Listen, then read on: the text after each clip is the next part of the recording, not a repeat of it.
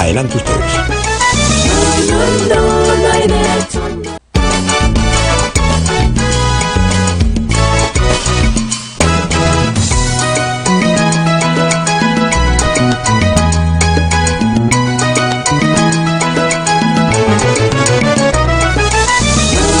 No hay derecho, no.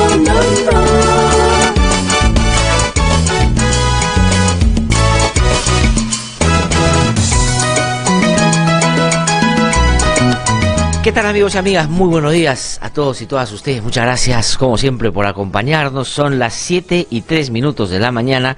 Vamos a dar inicio al programa de hoy. Hoy es 9 de octubre del año 2017. Como todas las mañanas, empiezo saludando a quienes muy amablemente nos siguen aquí en Lima, en la capital de la República. Muchísimas gracias a quienes están sintonizando ya el 104.7 de la FM. RBC Radio, estamos aquí, estamos entrando en nuestra cuarta semana, muy contentos y complacidos de que usted esté ahí del otro lado. Muchísimas gracias también a quienes nos están siguiendo por alguna de las emisoras que integra la Red Nacional de IDL Radio, que a esta hora de la mañana también están transmitiendo en vivo y en directo el programa. Voy a más adelante dar a conocer alguna de las emisoras que se han sumado a la transmisión en vivo en los últimos días, y hay otras que mantienen esta transmisión desde hace ya bastante tiempo. Muchísimas gracias también a quienes nos siguen a través de emisoras, pero que no transmiten el programa en vivo, pero tienen la amabilidad, la generosidad de guardar el programa y transmitirlo más adelante en su programación. Quiero agradecer de manera muy especial también a quienes nos siguen a través de la página web de IDL Radio, de la página de RBC Radio Online, y también quiero agradecer de manera muy especial a quienes nos están desde temprano ya siguiendo a través de las redes sociales. Estamos en el Facebook Live transmitiendo en vivo y en directo.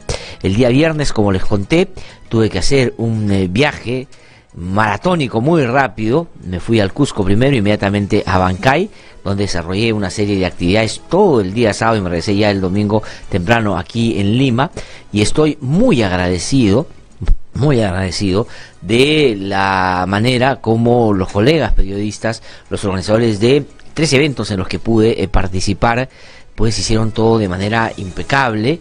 Quiero agradecer que mucha gente allá en Abancay sigue el programa, conocen los pormenores del programa, los temas que aquí discutimos, y estoy muy complacido y les mando un saludo muy especial a todos ellos, en particular a José Abilio, que trabaja en APRODE allá, que fue uno de los principales motores para que se lleven adelante estas actividades. De verdad que he venido muy contento, no solo de los emprendimientos periodísticos, de la manera como alguna prensa está desarrollando su trabajo, y sino también quiero resaltar la voluntad de querer hacer muchas cosas, a la cual, por cierto, nos hemos comprometido a apoyar ahí donde sea posible. Muchísimas gracias por eso. Gracias también, me anotan acá que tengo que agradecer, y lo hago con mucho cariño, por supuesto, a algunas personas y medios de comunicación que están también dedicadas a la prensa, pero lo hacen a través de la televisión y que transmiten el programa, y por eso hemos en los últimos años estado tratando de mejorar la entrega audiovisual también, para que ustedes tengan un producto que esté a la altura de sus expectativas. Muchísimas gracias por todo ello. Son las 7:06 de la mañana. Pues bueno, vamos a comentar algunos temas. Quisiera... El viernes pasaron varias cosas, como saben ustedes, fin de semana no tenemos programa, pero que no quiero dejar pasar porque incluyen o contienen algunos elementos que son falaces, es decir, que no se condicen con la realidad y que pueden terminar confundiendo a un sector amplio de la población que de repente no tiene el recuerdo claro o no tiene la memoria tan activa en algunos procesos históricos que hemos vivido, que digamos en muchos de los momentos han sido bastante dramáticos para el propio sistema democrático. El Perú ha tenido muchas dictaduras, muchos golpes de Estado, muchos gobiernos autoritarios, y tal vez en esa mezcolanza, en esa manera de cómo hemos vivido nuestra vida republicana, pues hay que puntualizar y diferenciar los unos con los otros. Esto a propósito de que han sucedido dos cosas que quiero comentar. Una, las denuncias o las investigaciones que se han abierto a Alan García y a Keiko Fujimori, pero también sobre lo dicho por el presidente de la República el viernes pasado en torno a el indulto a Alberto Fujimori. ha dicho que él no quiere un nuevo Leguía, haciendo alusión a Augusto B. Leguía, que como ustedes saben, murió estando preso. Es decir, cuando lo llevaron al hospital para atender lo de una bronconeumonía, que ya era insostenible en las condiciones en las que estaba encarcelado, pues murió él en ese tránsito. Y el presidente Kuczynski ha dicho que no quiere que eso pase, haciendo alusión o referencia a que a Alberto Fujimori podría pasarle eso.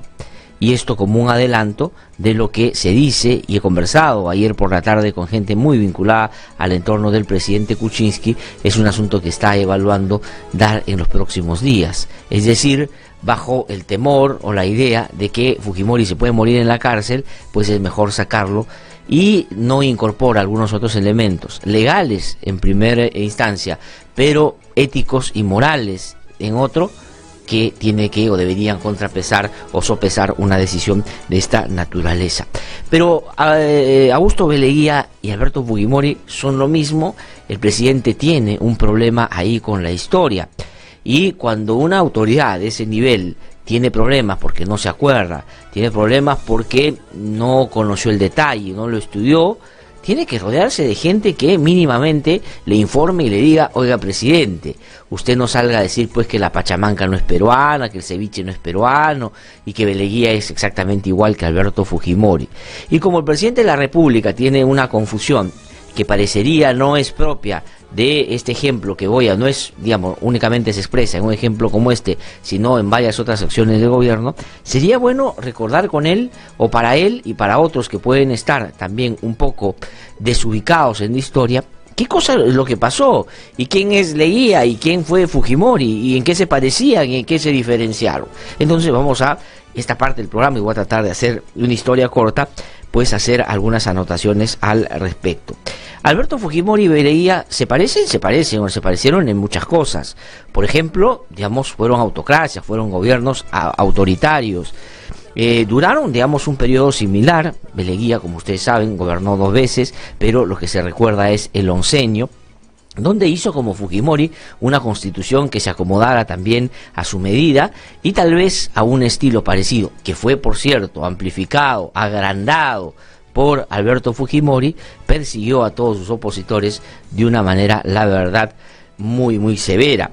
Pero hubieron también algunas diferencias que son muy importantes. Por ejemplo, Alberto Fujimori fue, cuando estaba en el poder, un todopoderoso, tomó todas las instituciones, manejaba el sistema de justicia, manejaba la prensa, manejaba el sistema electoral, manejaba un sector mafioso de militares, es decir, manejaba absolutamente todo para garantizar quedarse en el poder los años que a él le diera la gana. Pero cuando se conoció o se conocieron los actos de corrupción y las graves violaciones a derechos humanos, Alberto Fujimori cobardemente huyó al Japón, recordarán ustedes, mintiéndole a todos los peruanos, diciendo que iba a un gran encuentro internacional, y de ahí se fue a Japón, donde trató de hacer prevalecer cobardemente su nacionalidad japonesa, intentando inclusive ser senador japonés. Recordarán ustedes esos episodios donde salía como un samurái con su espada y decía: haré lo que hice en el Perú, en Japón, para que esta sea una sociedad tal o por cual, ¿no es cierto? Recordarán ustedes. En el caso de Augusto B. Leguía, él, como ustedes saben, fue sacado del poder por un golpe de Estado que dio Sánchez Cerro. Trató de escapar a Panamá y lo atraparon cuando este se iba a escapar por barco, y terminó preso y juzgado por un tribunal que el propio Sánchez Cerro dio ad hoc. Hizo un decreto supremo y designó a lo que se llamó, recordarán ustedes, el Tribunal de Sanción Nacional. ¿Se acuerdan ustedes? Entonces este lo juzgó, y lo juzgó, ¿saben en cuánto tiempo? En poco más de 4 meses terminó él sentenciado, sin ninguna garantía del debido proceso, y terminó apresado. ¿Recordarán ustedes? El caso de Fujimori, no. Fujimori huyó al Japón, se hizo japonés, o dijo que era japonés, hizo valer o prevalecer su nacionalidad japonesa. Japón no lo extraditó.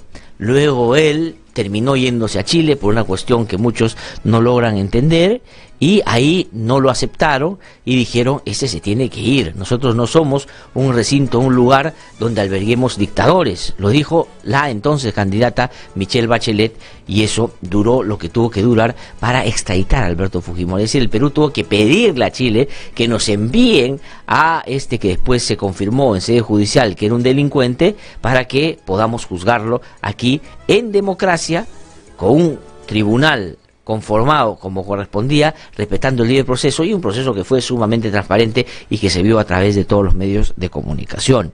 Fue juzgado por 6 delitos, algunos de corrupción, otros de violación de derechos humanos. En la violación de derechos humanos se determinó que fue el autor inmediato de el caso de La Cantuta, el caso Barrios Altos, el caso de Sótanos del Siglo, secuestros de Gorriti y Dyer, y en los casos de corrupción, Alberto Fujimori dijo, levantó su manito y no dijo soy inocente, dijo soy culpable, yo soy un corrupto, así que ya no me hagan juicio, de una vez senténciame, porque no quiero que todo el país empiece a ver los detalles de cómo operaba toda esta organización delincuencial que estuvo basada, por cierto, en la ilegalidad, en la corrupción y en la manera vil de distorsionar y traerse abajo todo el Estado de Derecho en nuestro país. Entonces, es distinto. Leguía fue condenado de una manera distinta, él fue condenado con un debido proceso.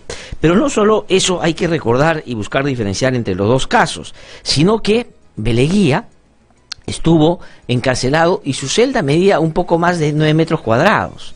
Es decir, era bastante más pequeño que este estudio que tenemos aquí, que es muy bonito y muy agradable, pero él tenía las puertas y las paredes totalmente tapiadas, y ahí es donde él se mantuvo recluido, y tuvo más de una enfermedad, pero una bronconeumonía lo atacó severamente hacia el final, y recién ahí lo llevaron a un hospital para que fuera atendido, y murió.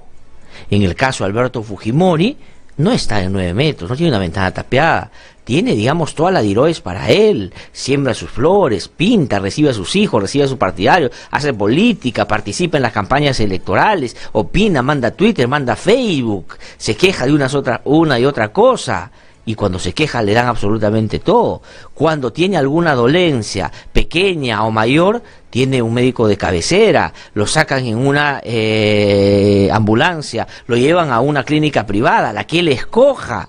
Él hace absolutamente todo con mucha libertad, y en esas condiciones cualquier enfermedad o problema de salud que tiene, que no se condice con lo que se pide como requisito para el indulto humanitario, puede ser tratado debidamente.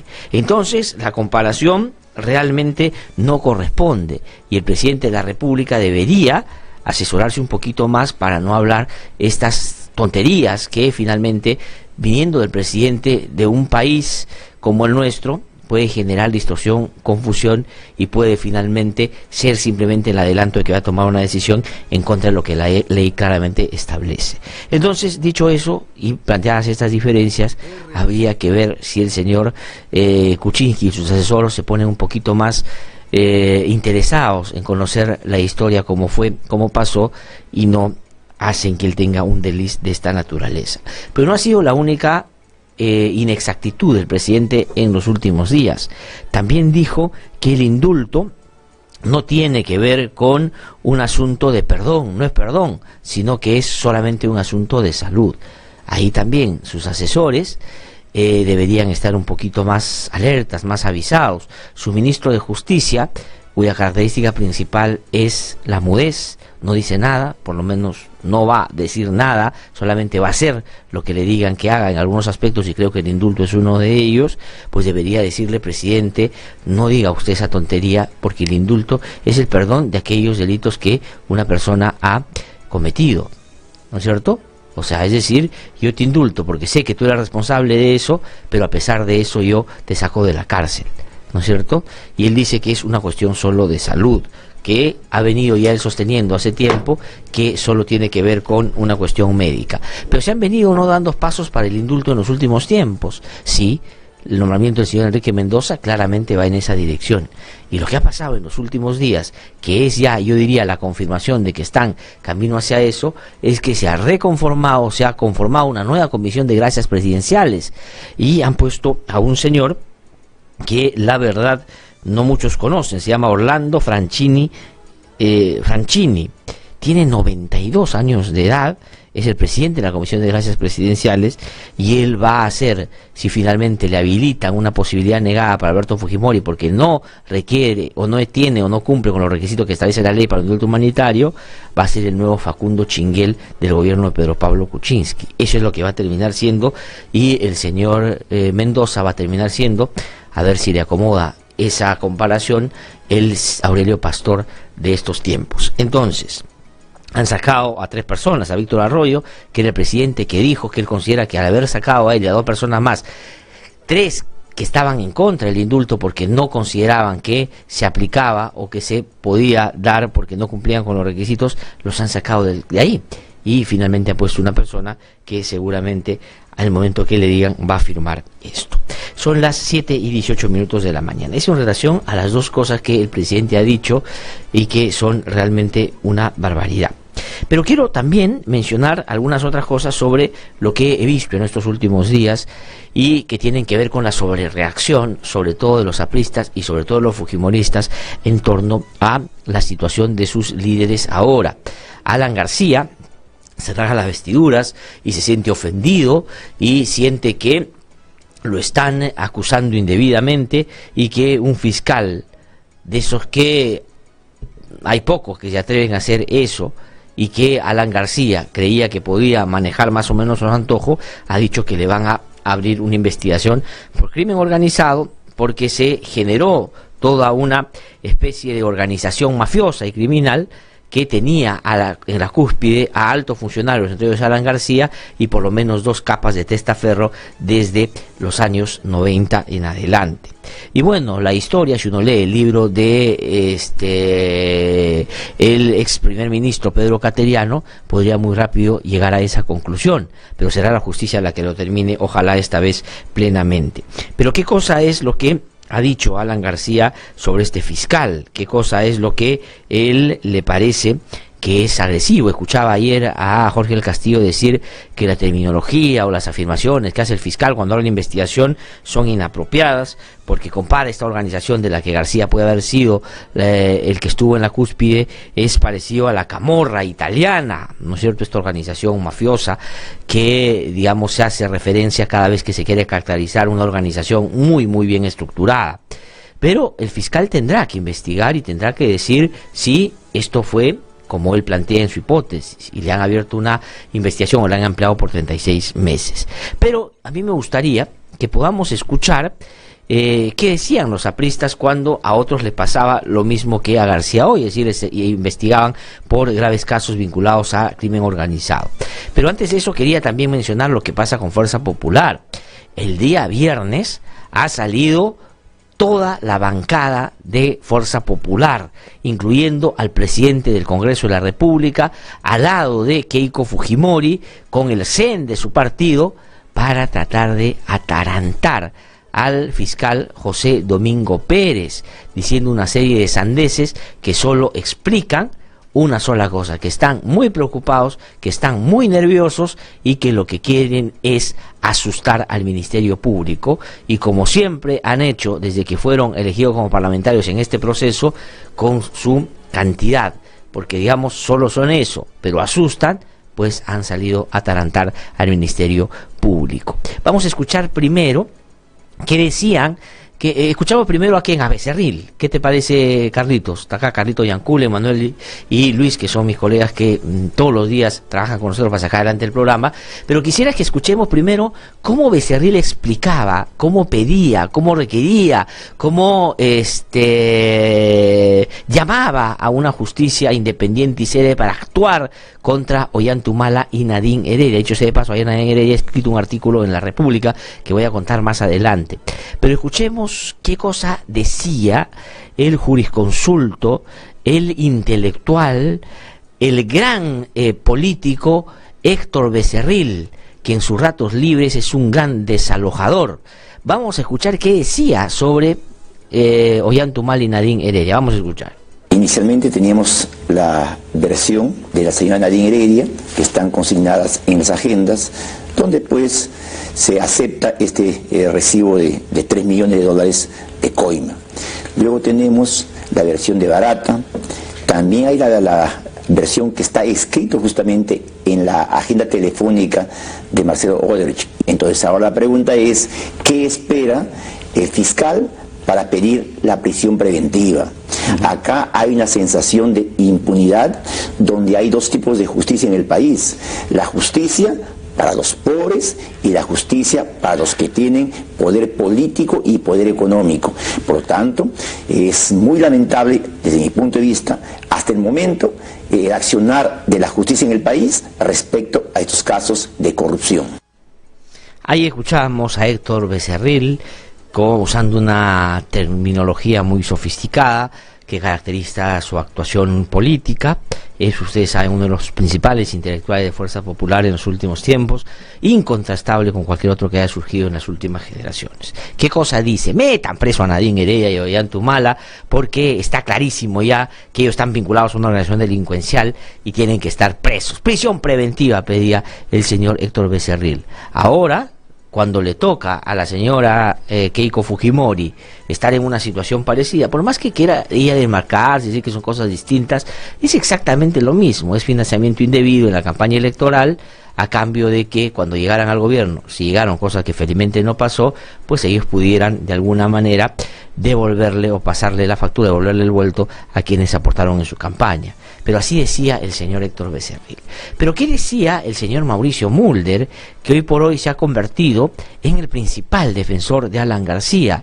De una manera, la verdad, incomprensible.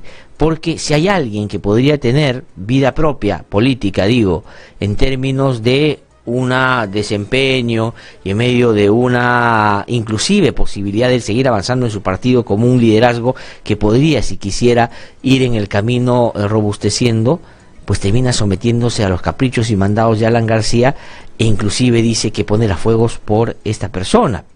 No hay ningún otro en su partido que actúe de esa manera, porque los otros tienen, como Jorge Castillo, cierto recaudo y probablemente más conocimiento de cómo manejaba las cosas Alan García, no por encima sino por debajo de la mesa.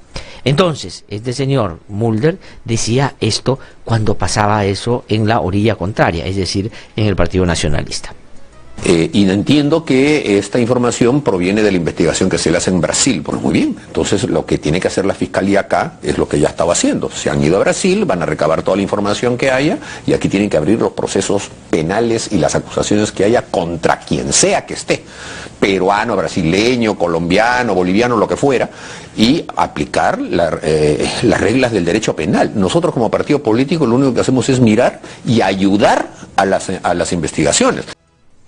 Ahí está, ellos como partido político lo único que hacen es ayudar y mirar cómo las autoridades desarrollan su trabajo cuando se trata de este tipo de delitos en los cuales tiene que aplicarse de manera severa el derecho penal, ha dicho el señor Mulder, dijo en ese momento el señor Mulder. Pero ahora dice lo contrario, ahora dicen que ya esa justicia, que en ese momento era independiente, en ese momento que se estaba comportando debidamente, en ese momento estaba haciendo las cosas bien, ahora porque investigan a Alan García, porque investigan a Keiko Fujimori, está manejado por el gobierno, está manejado por Humala, está manejado por todos los que odian a Keiko Fujimori y al propio Alan García.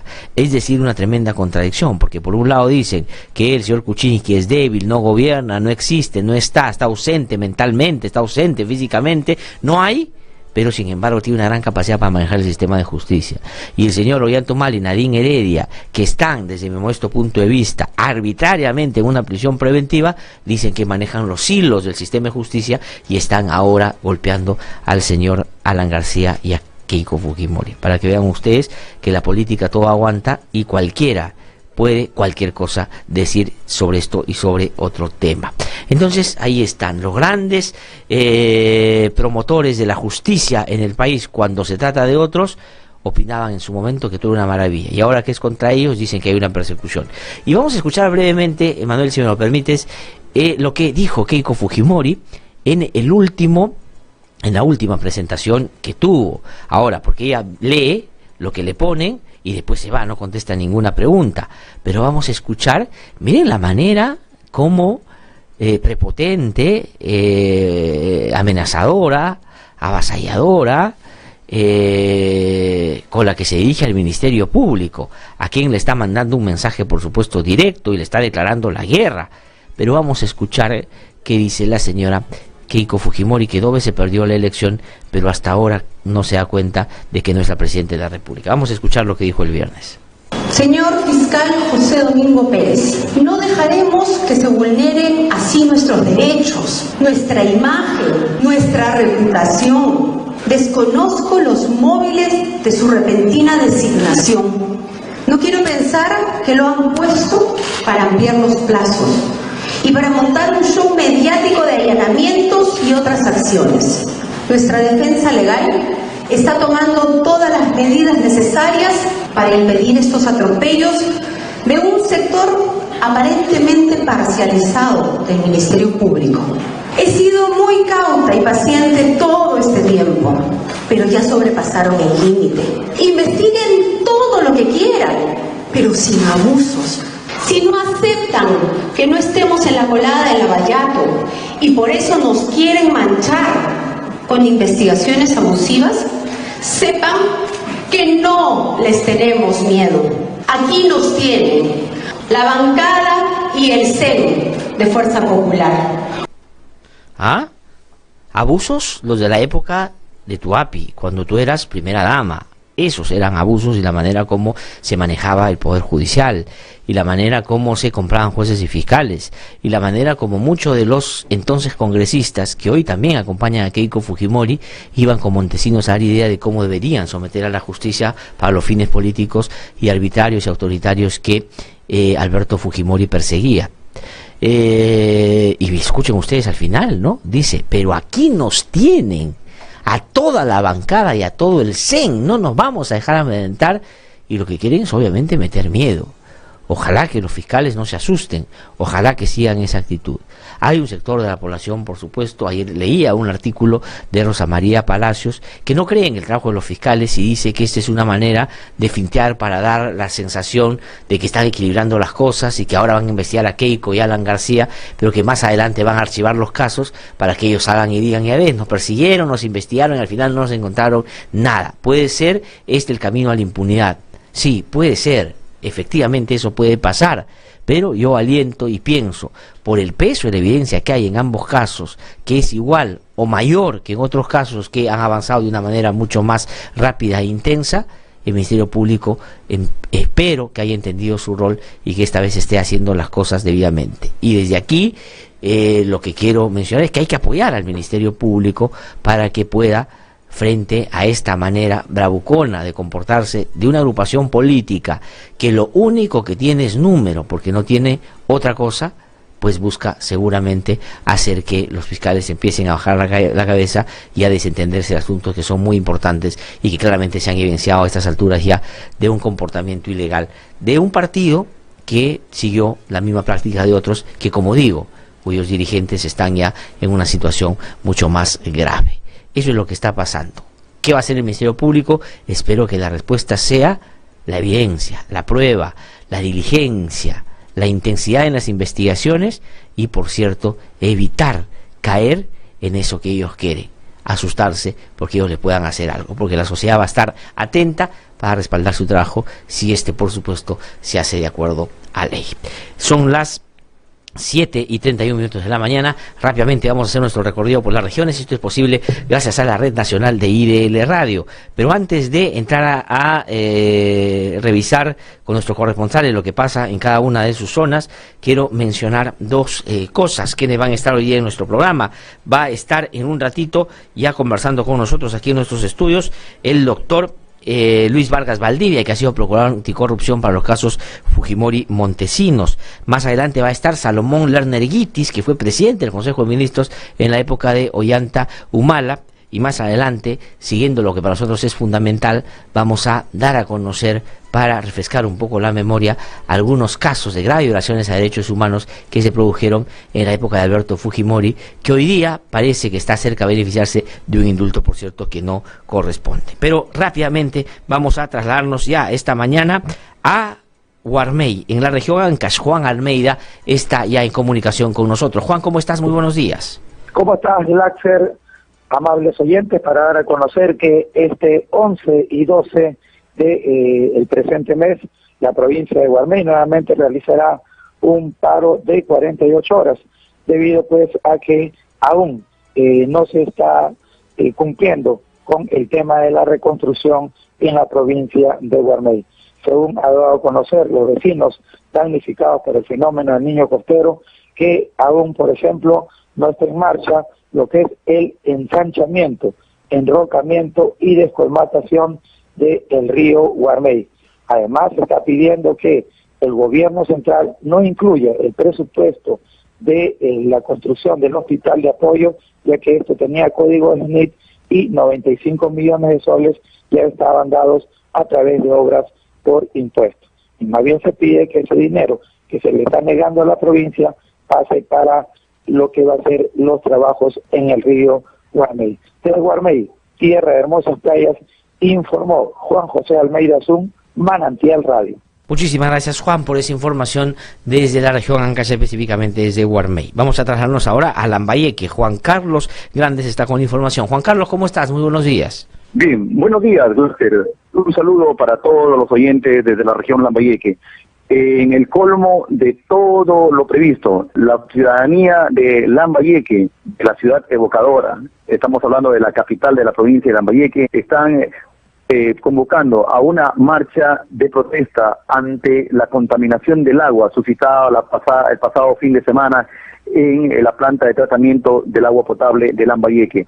Para decirte, Glaxer, y a todos los oyentes de IRD Radio, que los vecinos de Lambayeque están esperando el urgente apoyo de autoridades locales y especialmente me han encargado solicitar el apoyo del Instituto de Defensa Legal para que, en suma, con los especialistas del ramo, puedan enterarse de lo que ha pasado con la contaminación del agua superficial que vierte para el tratamiento del agua que abastece a todos los vecinos de la ciudad de Lambayeque.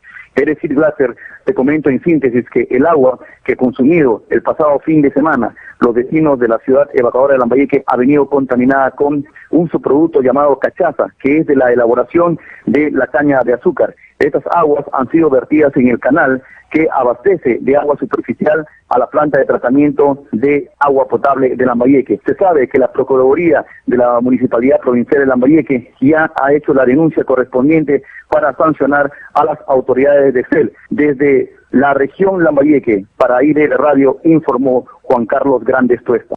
Muchísimas gracias, Juan Carlos, por esa información que viene de Lambayeque. Vamos a terminar rápidamente nuestro recorrido en Arequipa. Ahí Juan Francisco Valderrama está ya con la información. Juan Francisco, muy buenos días. Muy buenos días, Láser, desde nuestra blanca ciudad de Arequipa, con un sol esplendoroso, pero con un frío bastante alto en las partes altas de Arequipa, un friaje. El gerente del proyecto especial regional de Pasto Grande, Johan Vilche Ceballos, detalla que en este momento hay 69 millones de metros cúbicos, 5 más que el año pasado, a igual a la fecha. Precisó que no se puede negar el agua al Valle de Tambo, pero en lo que tiene la represa no es suficiente. Eso significa que este año Pasto Grande no dará agua al Valle de Islay, pese a los requerimientos de la población y también por la ley. En otro punto de la noticia, igualmente en Pasto Grande, la Junta de Usuarios de la Ensenada Mejía Moliendo, Marilú Marroquín, luego de precisar el aforo del río, el Valle de Tambo, comunicó que si no hay una solución, saldrán a protestar e inclusive contra la gobernadora regional de Arequipa. Es lo que podíamos informar para IRD Radio desde Arequipa, Juan Francisco Valderrama. Muchísimas gracias, Juan Francisco, por esa información desde la región Arequipa. Vamos a irnos rápidamente a una pausa, son las 7:36 de la mañana y regresamos para conversar con el doctor Luis Vargas Valdivia, ex procurador anticorrupción para los casos Fujimori y Montesinos. Ya volvemos. Soy Reida Cóndor, madre de Armando Amaro Cóndor. Mi hijo estudiaba en la Universidad La Cantuta y fue secuestrado el 18 de julio de 1992. Fue secuestrado por Grupo Colina, mandato de Fujimori. El indulto es un insulto para nosotros. Aquí lo que tenemos claro en el programa No Hay Derecho es que nos debemos a ustedes que gentilmente nos siguen todos los días. Y tenemos una gran y primera responsabilidad: defender y promover el sistema democrático. Y cuando la democracia esté en riesgo, los periodistas no podemos ponernos de perfil. Tenemos que ayudar a protegerla. No hay Derecho, a través de los 104.7 FM de RBC, una producción de IDL Radio. La audiencia ha terminado. Queda usted detenido. Pero, ¿y mi familia? No sabe. Detenido.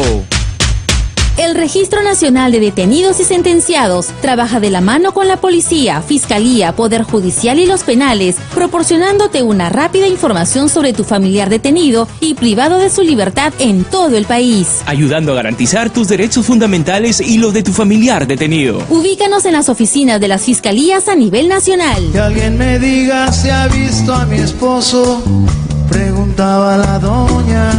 Registro Nacional de Detenidos y Sentenciados. Información para defender mejor tus derechos. Que no te cuenten cuentos, el Diario 1 te cuenta la verdad. Compra el Diario 1, el diario oficial de la realidad peruana.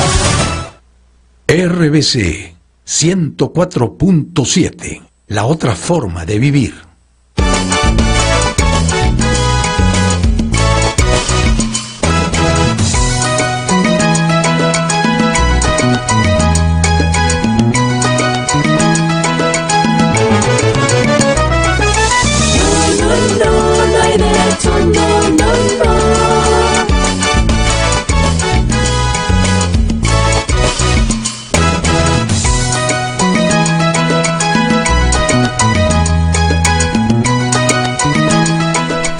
Son las 7:39 de la mañana. Estamos de vuelta aquí en No Hay Derecho. Lo anuncié antes de irme a la pausa. Está ya aquí en nuestros estudios el doctor Luis Vargas Valdivia. Él, como ustedes saben, ha sido procurador anticorrupción en los casos Fujimori y Montesinos, digamos, donde sin lugar a duda desarrolló y fue parte de una estrategia donde la Procuraduría terminó siendo protagónica en un desenlace que, para beneficio del país, demostró que si se hacen las cosas bien, quienes están vinculados a corrupción y a graves casos de violación de derechos humanos pueden terminar ahí donde corresponde, es decir, debidamente juzgados, bajo un debido proceso y sancionados en algunos casos severamente. Pero, digamos, junto con eso hay que decir que es un reconocido abogado penalista, por lo tanto vamos a poder con él hablar de varios temas. Doctor Luis Vargas Valdivia, es un gusto saludarlo, buenos días. Es mío, gracias por la invitación y por tus generosas palabras. No, al contrario, gracias por venir. Bueno, Keiko Fujimori salió a una conferencia de prensa el día viernes diciendo que no se iban a dejar amedrentar, asustar y perseguir indebidamente por el Ministerio Público, aludiendo además a dos consideraciones. Una más política, que dice que el Ministerio Público está persiguiéndolos por fines políticos, siendo utilizado por un sector político que quiere que el fujimorismo se diluya hacia el 2021.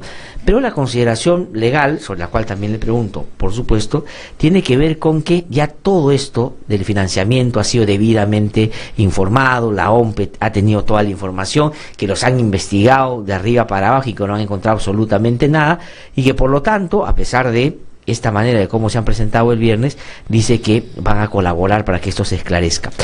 ¿Qué piensa usted? ¿Hay caso ahí? ¿No hay caso? ¿Es una exageración del Ministerio Público cuando dice que van a investigarlo bajo la ley de crimen organizado? ¿Están claramente haciendo algo por fuera de lo que podría probarse en el camino?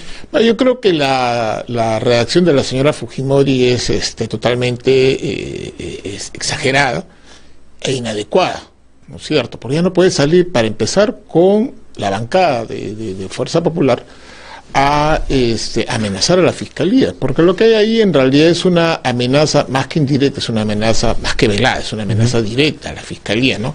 Eso de vamos a afrontar la investigación, pero claro, ahí lo que viene a continuación es, pero cuidadito, porque te vamos a soltar a todo el poder que tenemos. Yo, para empezar, no creo que sea esto un tema de persecución política. ¿Por qué? Porque no veo ninguna organización que pueda a la fecha política hacerle frente al fujimorismo, ¿no? Ha cobrado bastante poder, maneja el Congreso, el Ejecutivo, creo que todos coincidimos, no está en capacidad para coordinar. No asusta a nadie. No asusta a nadie. Sí. Entonces, ¿qué interés, qué agrupación política podría estar? Yo lo que creo es que sí hay una serie de elementos que deben ser debidamente esclarecidos. La señora Fujimori no ha sabido contestar adecuadamente a lo largo de los años las diversas imputaciones que se le han formulado. Para empezar, y retrocedernos a la época de la Procuraduría Anticorrupción, el caso de sus estudios. ¿Cómo se pagaron sus estudios? se han dado varias versiones en el tiempo. Ella misma ha dado varias versiones, se ha ido contradiciendo y no ha hecho lo que debió hacer en su momento. ¿Qué cosa?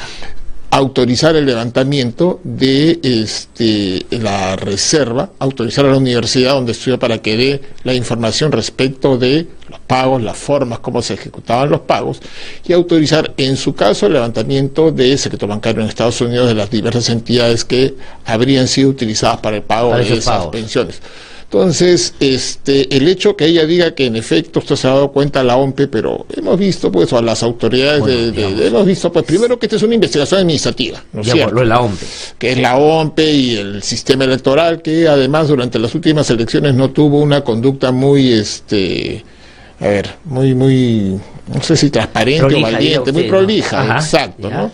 Entonces, no tiene nada que ver y además porque la OMPE no tiene ninguna capacidad de sancionar si encontrar algo. Además, a la OMPE, en el tema de los cócteles, ¿qué se informa a la OMPE?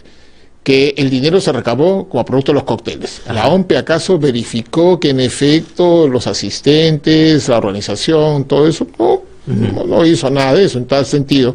Si la Fiscalía considera, por ejemplo, que hay que esclarecer estos hechos, yo creo que ahí hay un elemento interesante a efecto de ser debidamente esclarecido. Ahora, doctor Luis Vargas Valdivia, entonces, usted cuando se dice que en este caso, y podemos entrar al caso de Alan García, esto se va a investigar en el marco de la ley de crimen organizado, eso es, digamos, un hecho que se está haciendo ad hoc para el caso de Keiko Fujimori y Alan García y que no se ha aplicado en los otros casos que tienen similitudes con esto que se investigaría? No, porque el expresidente Humala también ha sido investigado y está procesado en la modalidad de criminalidad organizada. Es decir, Ollanta Humala y Nadine Heredia se les ha aplicado, digamos, el mismo marco legal que es el que se le aplicaría en el caso de encontrar responsabilidades en ellos. ¿Te acuerdas, Kratzer, cuando en su momento se abrió esta investigación y precisamente el expresidente y su esposa salieron a señalar de que su organización política no era una organización delictiva? Y por el lado de fujimorismo y del APRA salieron a decir de que no, que eran excusas, que no tenía sentido, que hay que aplicar la ley, hay que seguir investigando. Ahora que les aplica la ley a ellos, lo que dicen es lo contrario. O sea, el tema de la criminalidad organizada, la investigación por criminalidad organizada, no responde, creo yo, a un capricho, ni responde, menos aún, pues como ya hemos visto, a un tema de persecución o venganza política. O utilización política. Lo que hay es, como muy bien dicen los fiscales, una serie de elementos que deben ser esclarecidos, ojo, porque estamos en investigación preliminar, es otra cosa que olvidan tanto la señora Fujimori como el expresidente García, que esto es una investigación preliminar, o sea, técnicamente no estamos en un proceso penal. El fiscal lo que cuenta es con una serie de indicios que precisamente la investigación preliminar tiene como finalidad ser esclarecidos. De acuerdo, pero entonces la sobrereacción es mucho más evidente todavía, porque una cosa sería, si es que dan el paso siguiente, ya para decir, oye, tú te has ido más allá de lo que nosotros consideramos era legítimo que investigaras qué pasó. Claro, mira, la situación de ellos es distinta de la situación del expresidente Humala. ¿Por qué? Porque el expresidente Humala y su esposa ya están comprendidos en un proceso penal, en investigación. Está en un momento más avanzado. Ya está en un momento mucho más avanzado. Ellos no, están todavía en la etapa de esclarecimiento.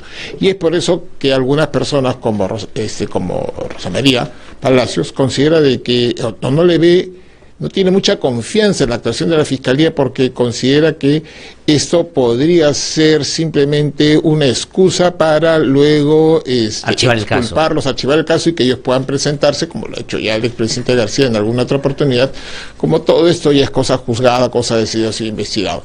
Sí. Yo espero que esto no sea así, yo creo que la Fiscalía en este caso está llevando a cabo una investigación debida que ha demostrado entereza, ¿no?, para enfrentarse a esto, y tengo confianza en que la actuación de los fiscales en estas dos investigaciones va a estar a la altura de las circunstancias. Sí. ¿no? Ahora, doctor Luis Vargas Valdivia, yo estaba recordando, y me lo hacen recordar aquí también a través de las redes con más precisión, en una entrevista que yo le hice ya hace algunas semanas cuando estaba en otra radio, había pasado que se había ratificado en segunda instancia la condición de prisión preventiva del señor Humala y Nadine Heredia. Entonces, junto con usted, revisamos un poco lo que habían dicho tanto en primera y segunda instancia el Poder Judicial sobre ellos. Y una de las cosas sobre las cuales conversamos tenía que ver con que a ellos se le atribuía ser parte de una organización criminal internacional. Entonces, yo le pregunté, le dije, si otras personas, Keiko, Ala o cualquier otra, logra determinar que recibieron fondos, estarían en la misma condición, y usted dijo, sí, tendrían que haber pertenecido a una zona, y me acuerdo que los periódicos lo recogieron, inclusive hubo unas portadas ahí con sus declaraciones. Ese es un punto que es así, ¿no es cierto? Claro, sí, es un punto que es así. Acuérdate, en ese momento, como muy bien nos han hecho recordar nuestros amigos, se conversó de por qué, o sea, se buscaba explicación por qué habrían sido convertidos en esta imputación como relación internacional, porque de dónde venían los fondos de Odebrecht, y la otra teoría del caso, los fondos que recibió de Venezuela, del extranjero. No olvidemos que en lavado de activos lo que interesa es que el sujeto activo, el imputado, el investigado, conozca o deba conocer la procedencia ilícita del dinero. No se requiere, pues, un delito independiente que existe una sentencia condenatoria, ni menos aún que el delito sea cometido acá en el país. O sea, lo que se requiere es fondos o bienes que provienen de dinero son ingresados. Y en ese momento conversamos que si respecto del señor García o de la señora Fujimori se acreditaba en su momento lo mismo, tendría que... O sea, que recibieron fondos de Odebrecht que venían de la Caja 2, ellos serían parte de una organización criminal internacional. Exacto, claro que sí. Entonces se podría aplicar también esa misma imputación, esa misma incriminación. Entonces, como ves, pues no es que estemos frente, aunque la Fiscalía se haya inventado, ¿no es cierto?, una argumentación jurídica para exprofeso investigar a... que en un momento se le ocurrió decir, no, a esto sí por crimen organizado, porque nosotros no, es la misma condición. Es lo que te decía, es exactamente lo mismo pues que el expresidente Humala, porque a él sí, y en su momento, tanto el expresidente García como los fujimoristas dijeron que estaba bien lo que estaba haciendo y apoyaban a la yo Fiscalía. Acabo de pasar unos audios de Héctor Becerril que decía, yo no sé qué espera el Ministerio Público para la prisión preventiva de esta gente que parece una nación criminal. Exacto. Y Mulder decir lo mismo, y dice que esto que parece una nación criminal, nosotros los apristas no hacemos nada sino ver y esperar que la justicia actúe debidamente. Ahora les toca a ellos, ahí no quieren que actúe independientemente y no miran, sino quieren atarantar. Pero otra cosa que se pregunta también y me parece interesante es si esto se produjo en el proceso electoral del 2011, ¿no es cierto?, lo que se está investigando. En ese momento, Keiko Fujimori era congresista de la República. Su condición de funcionaria pública en ese momento, ¿podría a ella complicarle la situación en términos legales? ¿Podría agravarse la figura si es que se determinara que ella y su agrupación recibieron plata? Bueno, si es que se determina que ella recibió plata, que este dinero indebido ingresó al partido, obviamente estamos primero ante el lavado activo, pero segundo, habría que ver la posibilidad de procesarla por corrupción. Si es que finalmente se logra acreditar que parte de estos dineros ingresaron a efectos de apoyar las actividades de Odebrecht, ¿no? Porque de acuerdo. Habría que chequear, habría que investigar debidamente. Esto también tendría que ser debidamente esclarecido. Ahora, en el caso de Keiko Fujimori y Alan García vinculado a Odebrecht, porque a Alan García le acaban de abrir otra investigación por un delito más grande que tiene que ver con organización criminal o también, pero que deviene de un accionar con testaferros y que viene además del 1991. Ahí voy a entrar en un ratito. Pero ¿cuáles son como las diligencias inevitables en el caso tanto de Keiko Alan García respecto al caso Odebrecht, que hasta ahora no se han hecho porque se demoraron inclusive en conseguir un fiscal para el caso? Claro, lo que hay que hacer es primero recibir las declaraciones de los responsables de la empresa involucrados en estos hechos, no tanto de Odebrecht como Barata y todas las demás personas que tuvieron que ver, revisar el tema de patrimonio, ¿no? El posible desbalance patrimonial, y esclarecer, precisamente ir cuadrando los posibles ingresos con las fechas en las que se dieron las concesiones, los contratos, todo eso. Entonces, eso tiene que ser debidamente esclarecido, y ojo, no solo respecto a Odebrecht, sino también hay otras empresas brasileñas que están en proceso involucradas. Exacto. En tal sentido, a mí me parece interesante, por ejemplo, la actuación de la Fiscalía, en especial la Fiscalía de la Nación, de establecer estos vínculos, ¿no? Estos eventos que ha venido realizando. Al máximo nivel, entre procuradores generales no o solo fiscales. a nivel de Brasil, sino de la región e incluso, ¿no es cierto?, en Europa. Esto lo que va a permitir, pues, estos convenios lo que va a permitir es un tránsito mucho más rápido de información. Sí. Ahora, incluso para, digamos, hacer una anotación que puede ser útil también de esta afirmación que usted hace, inclusive el Procurador General o el Fiscal Nacional de Andorras ha estado hace poco aquí, sobre todo cuando Andorras ha sido una de las paraísos fiscales que se ha usado justamente para esconder algún dinero. Pero sobre el caso Odebrecht vinculado a Keiko Fujimori o al propio Alan García. Los testimonios de Marcelo Odebrecht y de Barata van a ser fundamentales, sobre todo por lo que ellos, en el caso de Odebrecht, ese 15 de mayo en Curitiba, natural y digamos espontáneamente mencionó que ellos le pusieron plata a los otros partidos. Claro, eso más la anotación de Keiko en la exacto, esa famosa anotación que se ha hecho muy popular. Sí. Dale más a Keiko y programa visita, ¿no? Sí.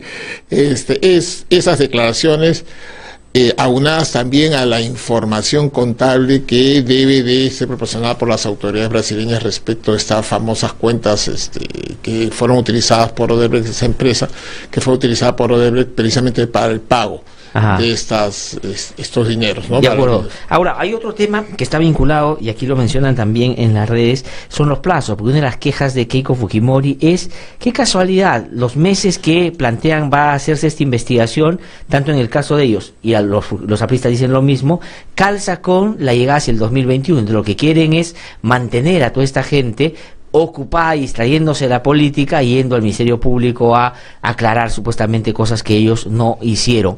Esos plazos también son, digamos así, caprichosos. Se le ocurrió al fiscal, yo quiero fastidiar a esto hasta que sean candidatos. No, pero a ver, volvamos nuevamente al pasado reciente. El expresidente Humala y su esposa en su momento se quejaron de que venían siendo ya objeto de una investigación por más de 2 años y no se había fijado, ya 3 años. 3 años. Y no se había ni siquiera todavía formulado acusación en un caso o instaurado proceso penal en alguno de los otros temas. ¿Cuál fue la respuesta de los principales líderes y voceros del APRA y de Fuerza Popular? Los plazos tienen que cumplirse, acá no podemos permitir ni aceptar esta conducta por parte de ellos. Cuando les aplican los mismos plazos a ellos, ahí sí la cosa es inadecuada, qué casualidad que ya llegan las elecciones. Oye, pero si estamos todavía recién en el 2017, faltan 4 años todavía para ahora, pero digamos, entonces esos electoral. plazos son como los habituales en investigaciones tan complejas como esta. Sí, claro, son plazos que están debidamente establecidos tanto en el nuevo Código Procesal como que también han sido ratificados por la Corte Suprema en diversas sentencias casatorias. O sea, son plazos que existen, no es algo que se haya inventado la Fiscalía. De acuerdo. Mira, para tener un ejemplo, el caso de los procesos contra los expresidentes regionales. ¿Cuánto tienen esos procesos en giro? 3, 4 años, en algunos casos vamos llegando a los 5. ¿Has escuchado a alguien decir, oye, cómo es posible? ¿Por qué hacen esto? O sea, el tema de los plazos, hay una crítica, ya me sumo a esa crítica, que yo creo que, los plazos largos finalmente terminan desvirtuando y distorsionando la propia investigación. Exacto, la propia investigación. Yo no creo mucho en el tema de plazos largos, pero no podemos utilizar esos argumentos, a ellos sí y a mí no. Claro, el caso de Ollanta Humala y Nadine Heredia, y por cierto no tenemos ninguna intención, ni el doctor Luis Barra Valdivia ni yo, de defenderlos, porque yo creo que sí han cometido delitos por los cuales tienen que ser sancionados, pero termina siendo incomprensible que no los hayan acusado habiendo tanto elemento probatorio que ha logrado acumular el Ministerio Público y que pida 18 meses de prisión preventiva para seguir investigando. Después que tenía ya 3 años. O sea, estamos hablando de ¿cuánto? 4 años y medio. Sí. ¿Ya escuchaste a la señora Fujimori o al expresidente García reclamar por eso? No, al contrario. No, cierto, claro. Ahora, Nadine Heredia ayer ha escrito un artículo en el diario La República, donde ella también duda de que el Ministerio Público está haciendo estas cosas porque quiere ir hasta el fondo, sino porque quiere dar la sensación de equilibrio en el Ministerio Público. Pero más allá de esa consideración, que puede ser como puede no ser, ojalá no sea, como usted ha dicho, lo que dice ella también, yo no le pido ni quiero que a Keiko Fujimori le pase lo que me pasó a mí, porque yo considero que ella no tiene que ir a una prisión preventiva. Habla de los hijos, pero habla también del sentido de colaboración que hay que hacer con la justicia, que ellos hicieron, pues al final los metieron presos, ¿no? Mira, yo no estoy a favor de ninguno de ellos, ¿no? Contigo hemos conversado varias veces, pero claro, la actitud procesal del expresidente Humala y de su esposa es totalmente distinta a la actitud procesal de la señora Keiko Fujimori y del expresidente. ¿En qué sentido? En el sentido de que cuando ellos han afrontado la investigación, cuando hubo el riesgo de la detención en su momento, no salieron del país, y cuando finalmente les dictaron la detención, ellos se presentaron, ¿no es cierto?, para el cumplimiento de la detención. Una conducta totalmente distinta. Ellos no salieron no tenían tampoco, pero no salieron a denunciar a las víctimas de persecución política, a atarantar.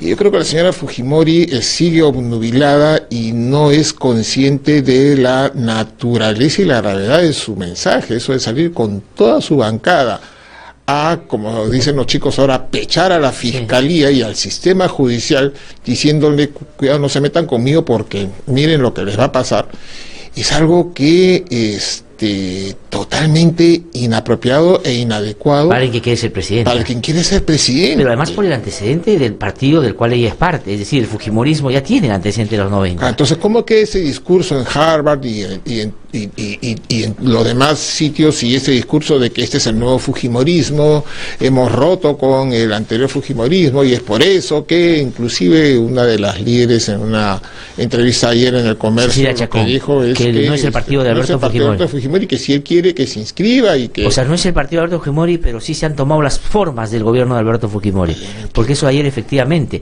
Ahora, ahí sería bueno que Kenji salga y diga que está en contra de esa actitud. A ver. ¿No es cierto? Eso sería importante. Yo estoy esperando, a ver, creo que todos estamos esperando el tuit o el mensaje de Kenji diciendo que no está de acuerdo. Porque me parece ayer, creo que no lo vi en... No estaba en la conferencia, pero podría mandar, ya que él se comunica a través de las redes, yo apoyo y respaldo al Ministerio Público, espero que desarrolle investigación, y si quiere que ponga, estoy convencido de que en la agrupación no se cometió ningún delito. No, pero no dice nada, es decir, se diferencia de lo que finalmente es más mediático, llama la atención, pero no de lo que en el fondo representa como riesgo de fujimorismo. Claro, ¿no? Que además esto es algo fundamental y básico en un Estado de Derecho, la separación de roles, ¿no es cierto? Y aquí creo que nuevamente la señora Fujimori y varios de sus, no decir todos los congresistas que estuvieron ahí, porque si estuvieron ahí es que han respaldado lo que la señora Fujimori ha dicho. Pero estaba ahí, doctor Galardia, es verdad que es fujimorista, pero el presidente del Congreso además, claro que es decir, que no puede decir ha ido como militante, es el presidente del Congreso. Claro, con lo cual su presencia está respaldando esto que implica una afectación a independencia de instituciones y interrelación de roles constitucionales. Entonces, no entiendo. Sí. Ojalá que el Ministerio Público no se asuste. Ojalá que el Ministerio Público y que el sistema de administración de justicia, porque no olvidemos que no solo el Ministerio Público, es también el Poder Judicial. Sí. Y bueno, el Consejo Nacional de Magistratura, que está, creo, totalmente desacreditado, ¿no? La conformación, leí este fin de semana, además, a uno de los integrantes pedir de que la Iglesia tuviera dos, ya eso ya, pues, o sea, ya lo del Consejo es más que preocupante. El caso de Alan García, tengo unos pocos minutos para ir terminando, sí podría configurar una organización criminal que tuvo a la cabeza a alguien como Alan García, y como el fiscal Castellanos ha dicho, por lo menos 2 niveles de gente que actuó como testaferro, y no es que, digamos, hace un esquema sin poner los nombres, pone los nombres de quienes podrían haber participado y con qué papel cada uno. Pero no olvidemos que esta disposición del fiscal Castellano lo que hace no es iniciar la investigación, porque esta investigación se inicia en febrero. Ampliar la investigación. Lo que pasa es que la defensa del expresidente García le pide al fiscal que precise los hechos en materia de investigación. Sí. Y el fiscal acá precisa los hechos. Y de acuerdo. Y dice, preciso esto y amplió la investigación porque... Por eso al iniciar la disposición lo que dice es, por si acaso, los hechos, la imputación fáctica y los hechos delictivos están previstos en los considerandos, creo que 2, 4 y 5 de la disposición de febrero que se inició. Ahora voy a precisar la conducta que se atribuye y que va a ser en materia de investigación. En esa disposición el fiscal Castellano está diciendo de que en efecto el presidente García, que hay una relación delictiva, que el presidente García es el cabeza de la organización, es lo que dice hoy. Esta es la teoría del caso y esto es lo que tengo que investigar. Claro, y el Ministerio Público avanza, prueba lo que puede y esto se somete después a un juez y el juez abre o no investigación. Claro, pero en ese caso.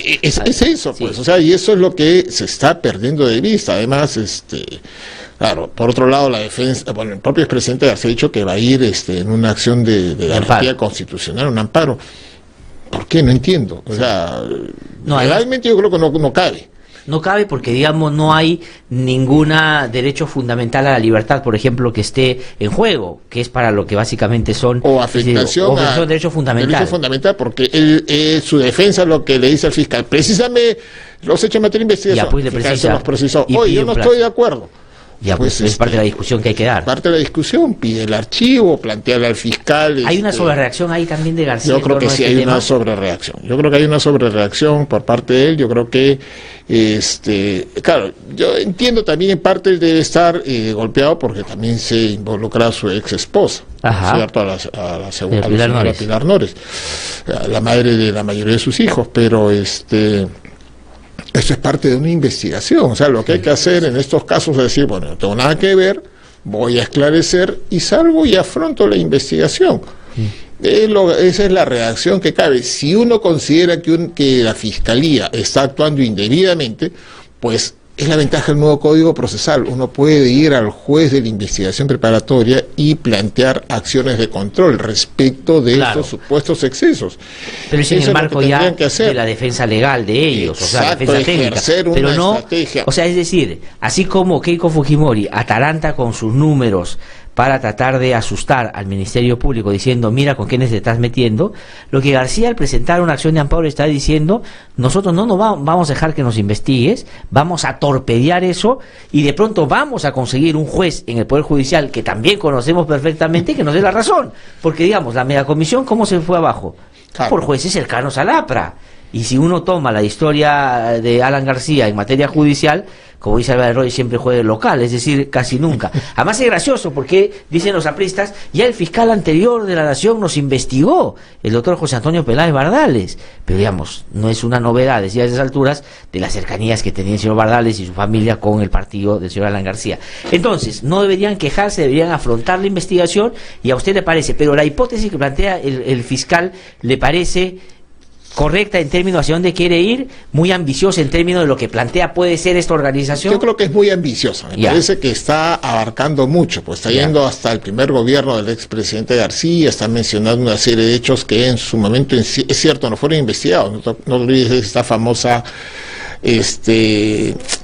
ONG Rayos de Sol, que ya fue mencionada y se quiso investigar en su momento en el caso Figueroa y Neira, porque yo fui abogado junto con el doctor Ugaz del Banco Central de Reserva en ese caso, y en ese entonces se pidió también a la Fiscalía y al Poder Judicial una carta rogatoria a Luxemburgo, ¿no es cierto?, y Andorra, pidiendo el levantamiento del secreto bancario, pero esto no fue admitido y fue encarpetado.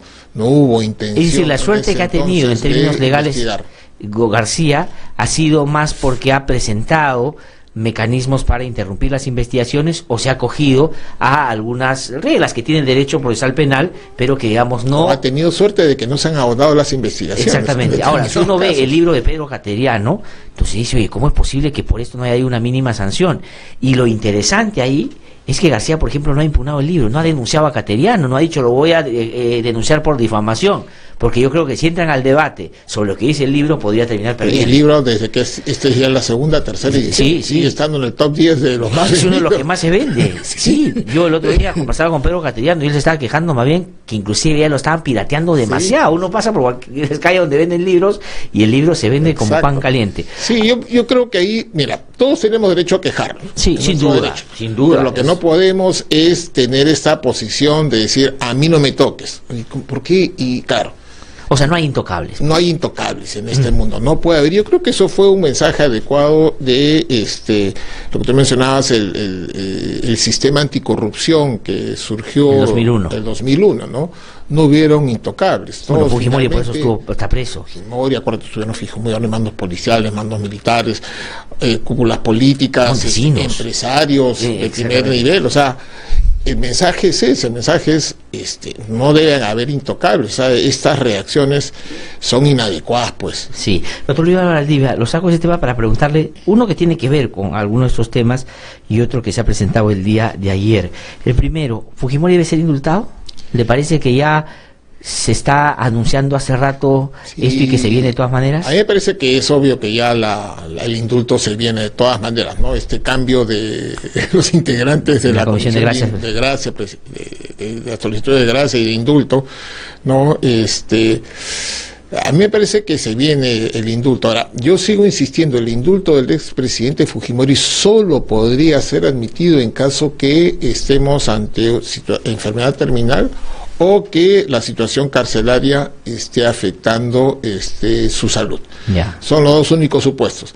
Yo entiendo que he leído varias opiniones de gente muy ilustrada señalando de que aparentemente el presidente Kuczynski lo que estaría buscando acá es un indulto a efectos de poder mejorar su posición, porque el indulto del expresidente Fujimori implicaría una situación de crisis al interior de Fuerza Popular. O sea, que sacaría a Fujimori para partir el fujimorismo. Para partir el fujimorismo y de poder estar tranquilo. Yo no sé hasta qué punto esto sea una lectura correcta y adecuada, pero además ahí me preocupa un tema, ¿no?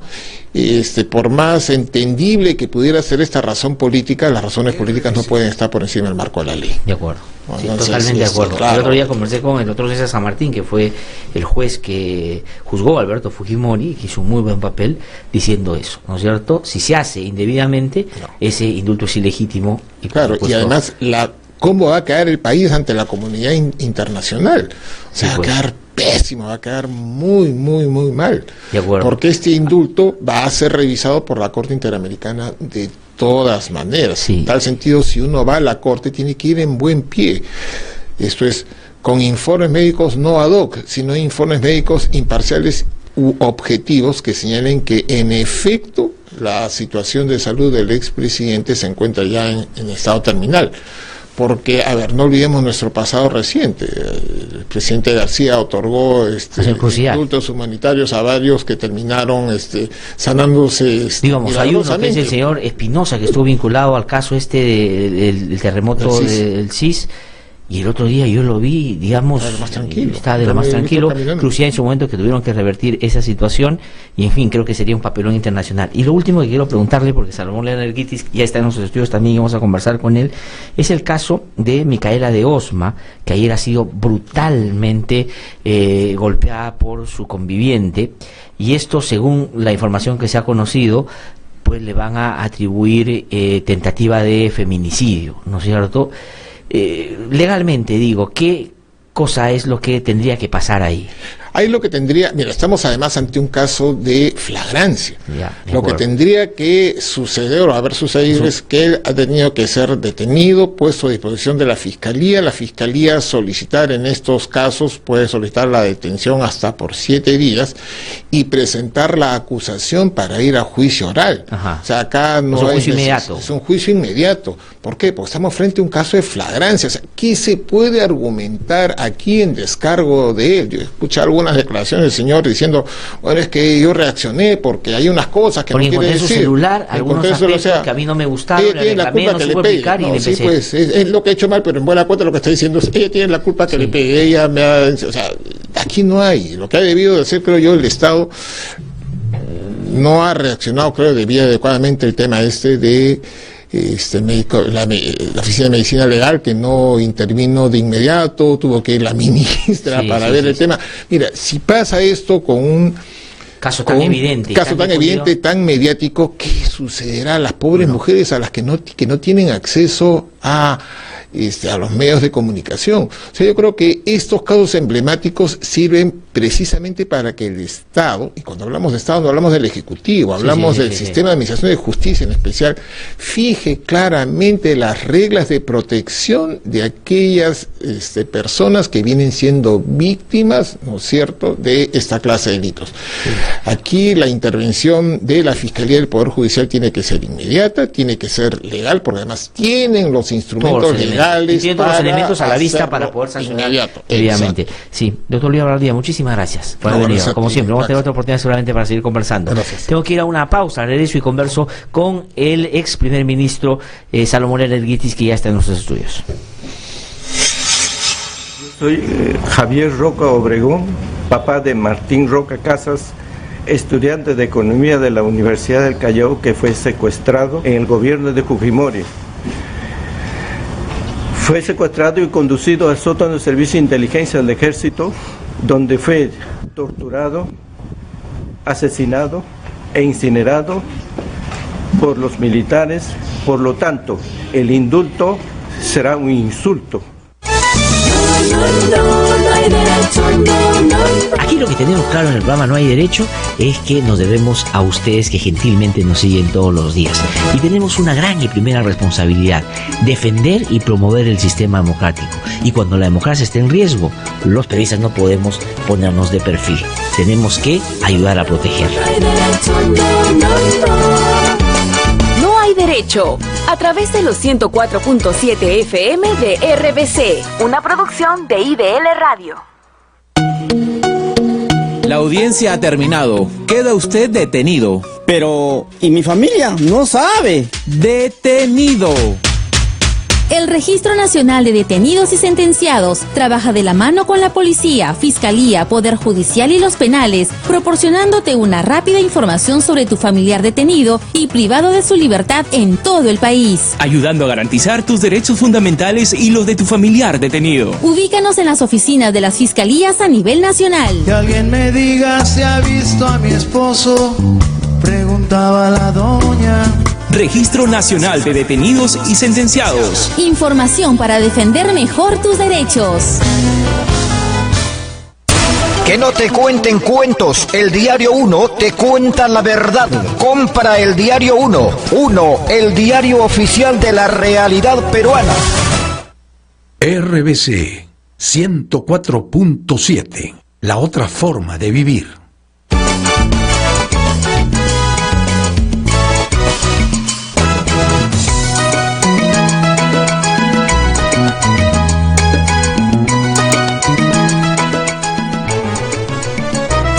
Son las 8:13 de la mañana. Estamos de vuelta aquí en No hay Derecho. Lo anuncié antes de irme a la pausa. Está ya aquí en nuestros estudios Salomón Lerner Guitis. Él ha sido, como ustedes saben, presidente del Consejo de Ministros en el primer gabinete que conformó Ollanta Humala, que, digamos, duró muy pocos meses, pero él, digamos, ha mantenido una actividad política muy importante y siempre ha estado, digamos, en la preocupación y el interés de, ojalá, ayudar a fortalecer un frente más de una izquierda progresista, democrática en el país, y en esos esfuerzos, digamos, es que anda también, y sobre eso le vamos a preguntar en un ratito. Señor Salomón, les gusto saludarlo, buenos días. Muchas gracias por la invitación. Gracias. No, al contrario, gracias por venir a conversar con nosotros. Le voy a preguntar, porque hemos desarrollado mucho las consideraciones más legales con el señor Luis Vargas Valdivia en torno a la situación de algunos líderes políticos, pero quisiera recoger su impresión más en el ámbito político de la reacción que algunos han tenido por hechos y circunstancias similares que cuando eran atribuidas a otros ellos más bien avalaron y validaron, ¿no? ¿Qué le ha parecido lo que ha hecho Keiko Fujimori con toda su bancada, con el CEN de su partido, que ha salido el viernes a decir al Ministerio Público, en buena medida, con nosotros no te metas, porque nosotros mira lo que tenemos? Ya estoy resumiendo un poco, ¿no? ¿Esa actitud qué le dice en términos políticos? Creo que en términos políticos es una actitud sumamente fuera de lugar. Me parece que en la democracia hay que aceptar la regla de juego. Creo que hay una frase muy característica: si te metes a política tienes que ser público, y si eres público tienes que ser investigado en todos tus aspectos patrimoniales, en todos tus aspectos de tu comportamiento frente al público, ¿no? Y creo que eso es lo que no han entendido algunos elementos de Fuerza Popular, que ellos están sujetos a investigaciones, a fiscalizaciones, y creo que es lo que deben contribuir, al contrario, en ayudar a que todo esto se esclarezca y todo esto pueda permitir que en general la ciudadanía entienda que las cosas se han llevado a cabo con derecho, ¿no? Sí. Ahora, señor Lerner, pero digamos, hay otra consideración sobre la cual le quiero consultar en la misma actitud. El fujimorismo en los últimos tiempos ha querido como desmarcarse de los 90, digamos que le hizo perder 2 elecciones, esa comparación era odiosa para ellos, pero en el último tiempo querían un poco mirar desde el balcón el caso Lavallato, es decir, los otros están involucrados y nosotros más bien vamos a ser severos con aquellos que estuvieron involucrados.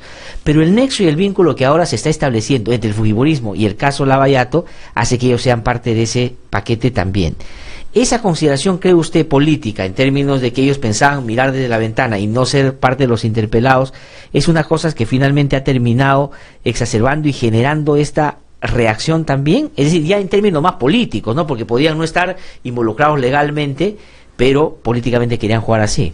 Sí, creo que es tratar de decir nosotros no hemos estado y otros han estado, ¿no? Sin embargo, hay que recordarse que a partir del año 90 que Alberto Fujimori ingresa al gobierno, ya Odebrecht estaba trabajando muy, no solamente Odebrecht, sino muchas empresas brasileñas ya estaban trabajando con el gobierno en obras importantes, ¿no?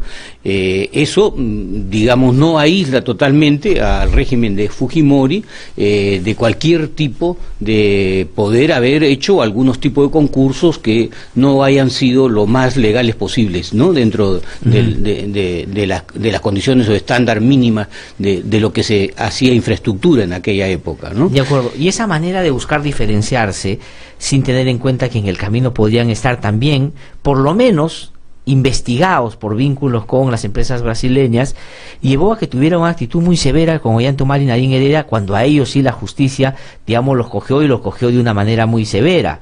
El fujimorismo y el APRA fueron los que más abierta y vehementemente aplaudieron a la justicia cuando ellos terminaron presos. Sí, ¿qué le parece eso? Porque además, claro, imagínese usted la escena de porque la hizo, de Ollantaytamala y Nadine Heredia saliendo con los pocos que le quedan al nacionalismo a tratar de decir que eran indebidas las acusaciones del Ministerio Público, a comparación de la imagen que hemos visto de Keiko Fujimori. Sí ataranta, no, sí, asusta, efectivamente, ¿no? Sí, asusta. Esperamos que nadie se asuste, ¿no? Esperamos que se cumpla el Estado de Derecho, que se hagan las investigaciones del caso, y si, como lo ha dicho otros políticos, si no hay nada que sacar o que hacer relucir, indudablemente ellos tendrán un buen certificado de buena conducta, ¿no? En cuanto a su participación en estas actividades de los aportes, en estas actividades de las contribuciones, inclusive de empresas extranjeras. Ahora, ¿no? pero más bien ahí también, yo tengo en parte un poco esa sensación, pero me inclino a pensar de que el Ministerio Público está haciendo las cosas correctamente.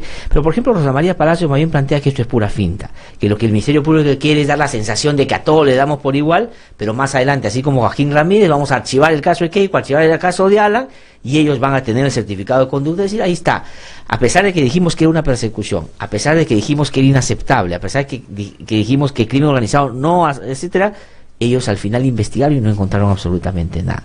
¿Hay esa posibilidad, hay ese riesgo? Sí, también, hay ese riesgo, hay esa posibilidad, pero así como había un desbalance abierto en las cuentas del señor Joaquín Ramírez, porque había perdido los libros, porque no se sabía cómo había podido llegar a tener la fortuna que tuvo, y sin embargo lo han excusado completamente, ¿no? La Fiscalía ha archivado el caso.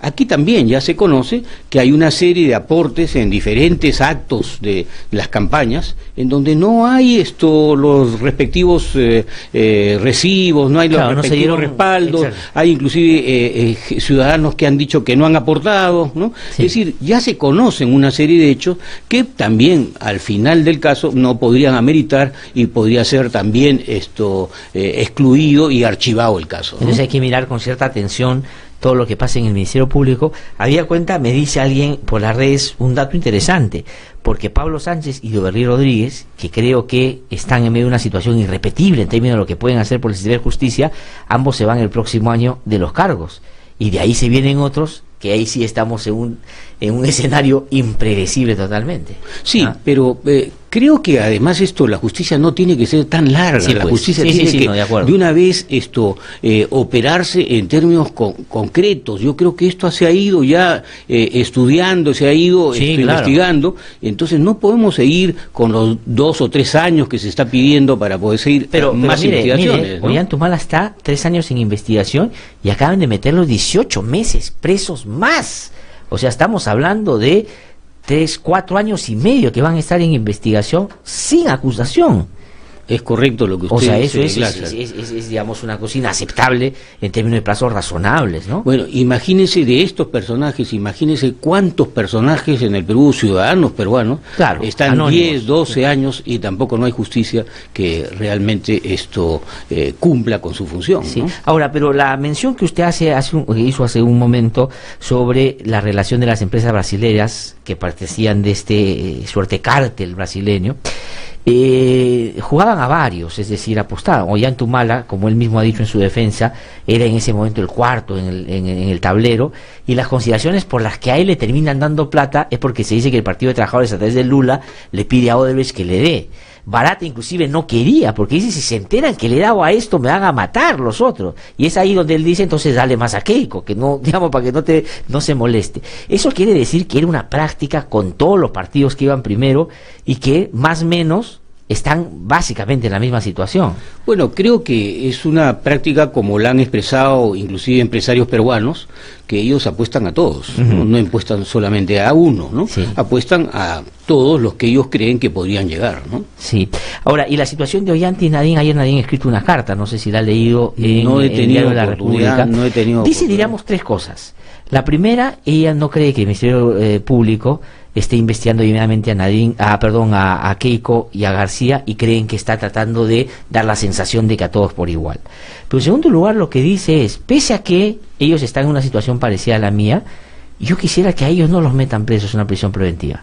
Dice, a Keiko por dos razones, porque no saben lo terrible que es estar lejos de tus hijos, y segundo, porque uno puede colaborar con la justicia sin estar preso, ¿no? Y al final ella termina redondeando su idea diciendo, pero que en el fondo se esclarezcan esos hechos también, ¿no? Claro. Ese es un poco el punto de vista de ella. Hoy por ti, mañana por mí. Sí. ¿Usted cree que es eso? Sí, creo que es una situación interesante de ambas en este momento, y Nadine escribe lo que políticamente es lo correcto. O sea, ¿usted cree que de alguna manera lo que está es mandándole un mensaje diciendo, oye, ayuda a que se me revierta la situación, porque si no tú después vas a estar igual y vamos a estar... O sea, Nadine depende de Keiko para mejorar su situación, ¿diría usted, no? Sí, es muy probable que esa ha sido la intencionalidad de ella al escribir esa carta, ¿no?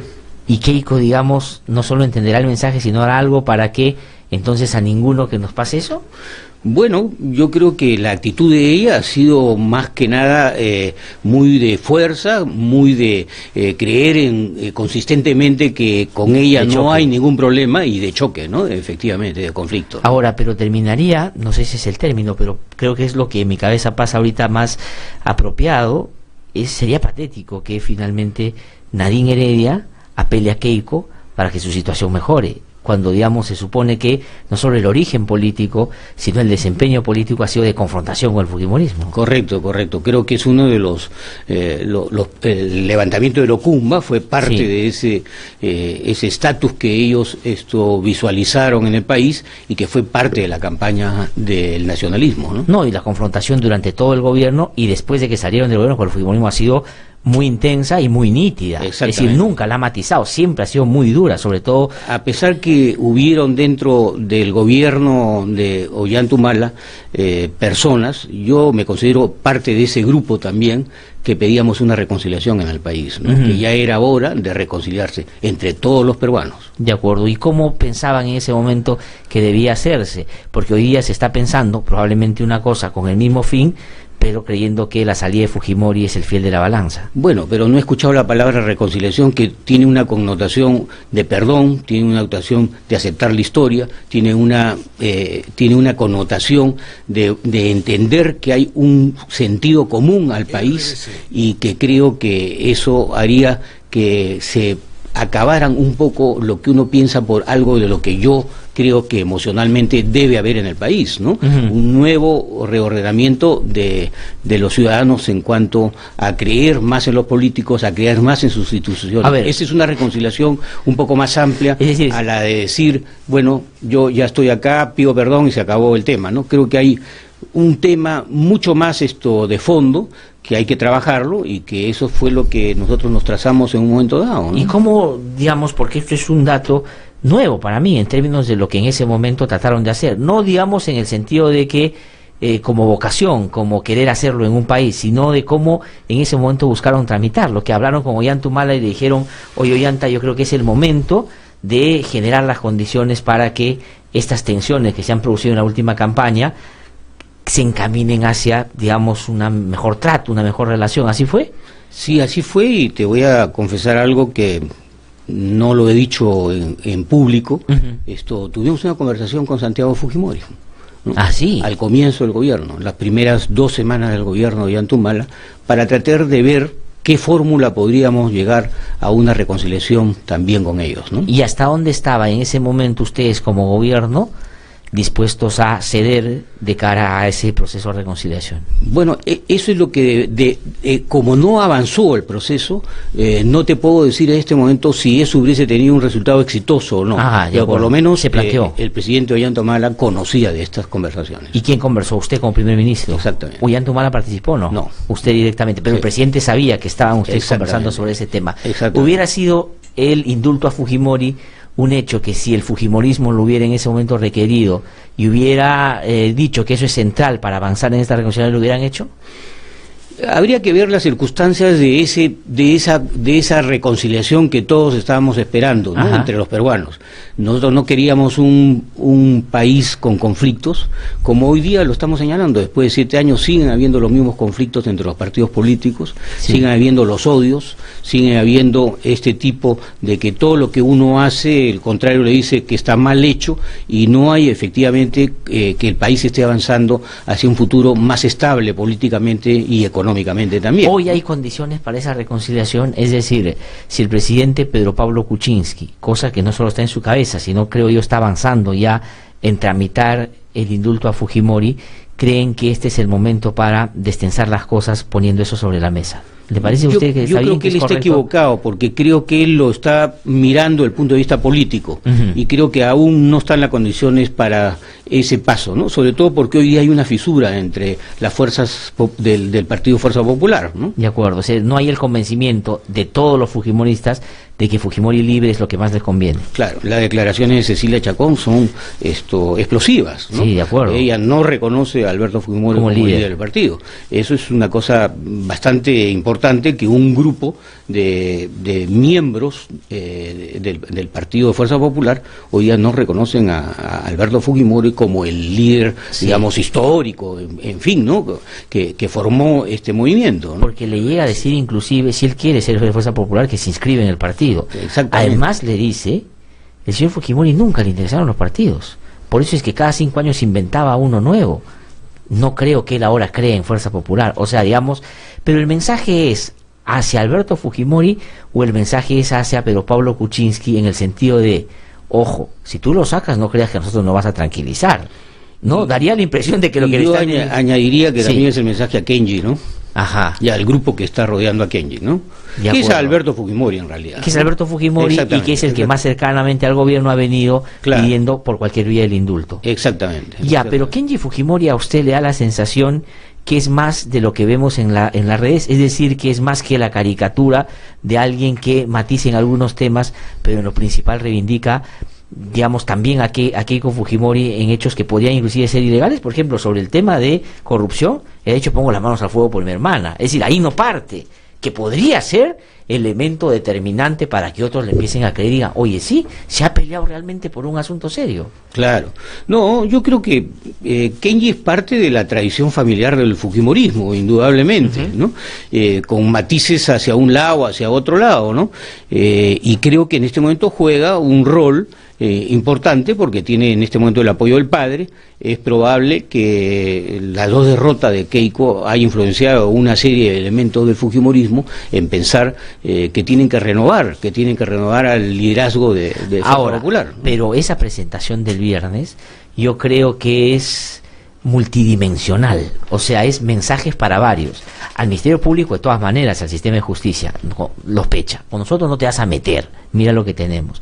Pero en segundo lugar están casi todos los congresistas, es decir, también hacia adentro el mensaje es haber uno que salga a decir que no está conmigo, y encima reivindica a Figari, reivindica a Ana Vega, y dice, ellos son los miembros y los que manejan el partido.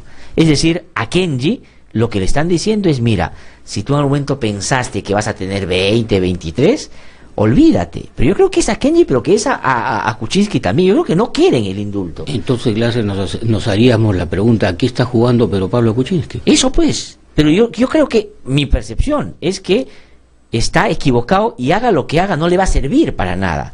Pero no sé cuál es la suya, que digamos importa, porque la mía yo la comparto.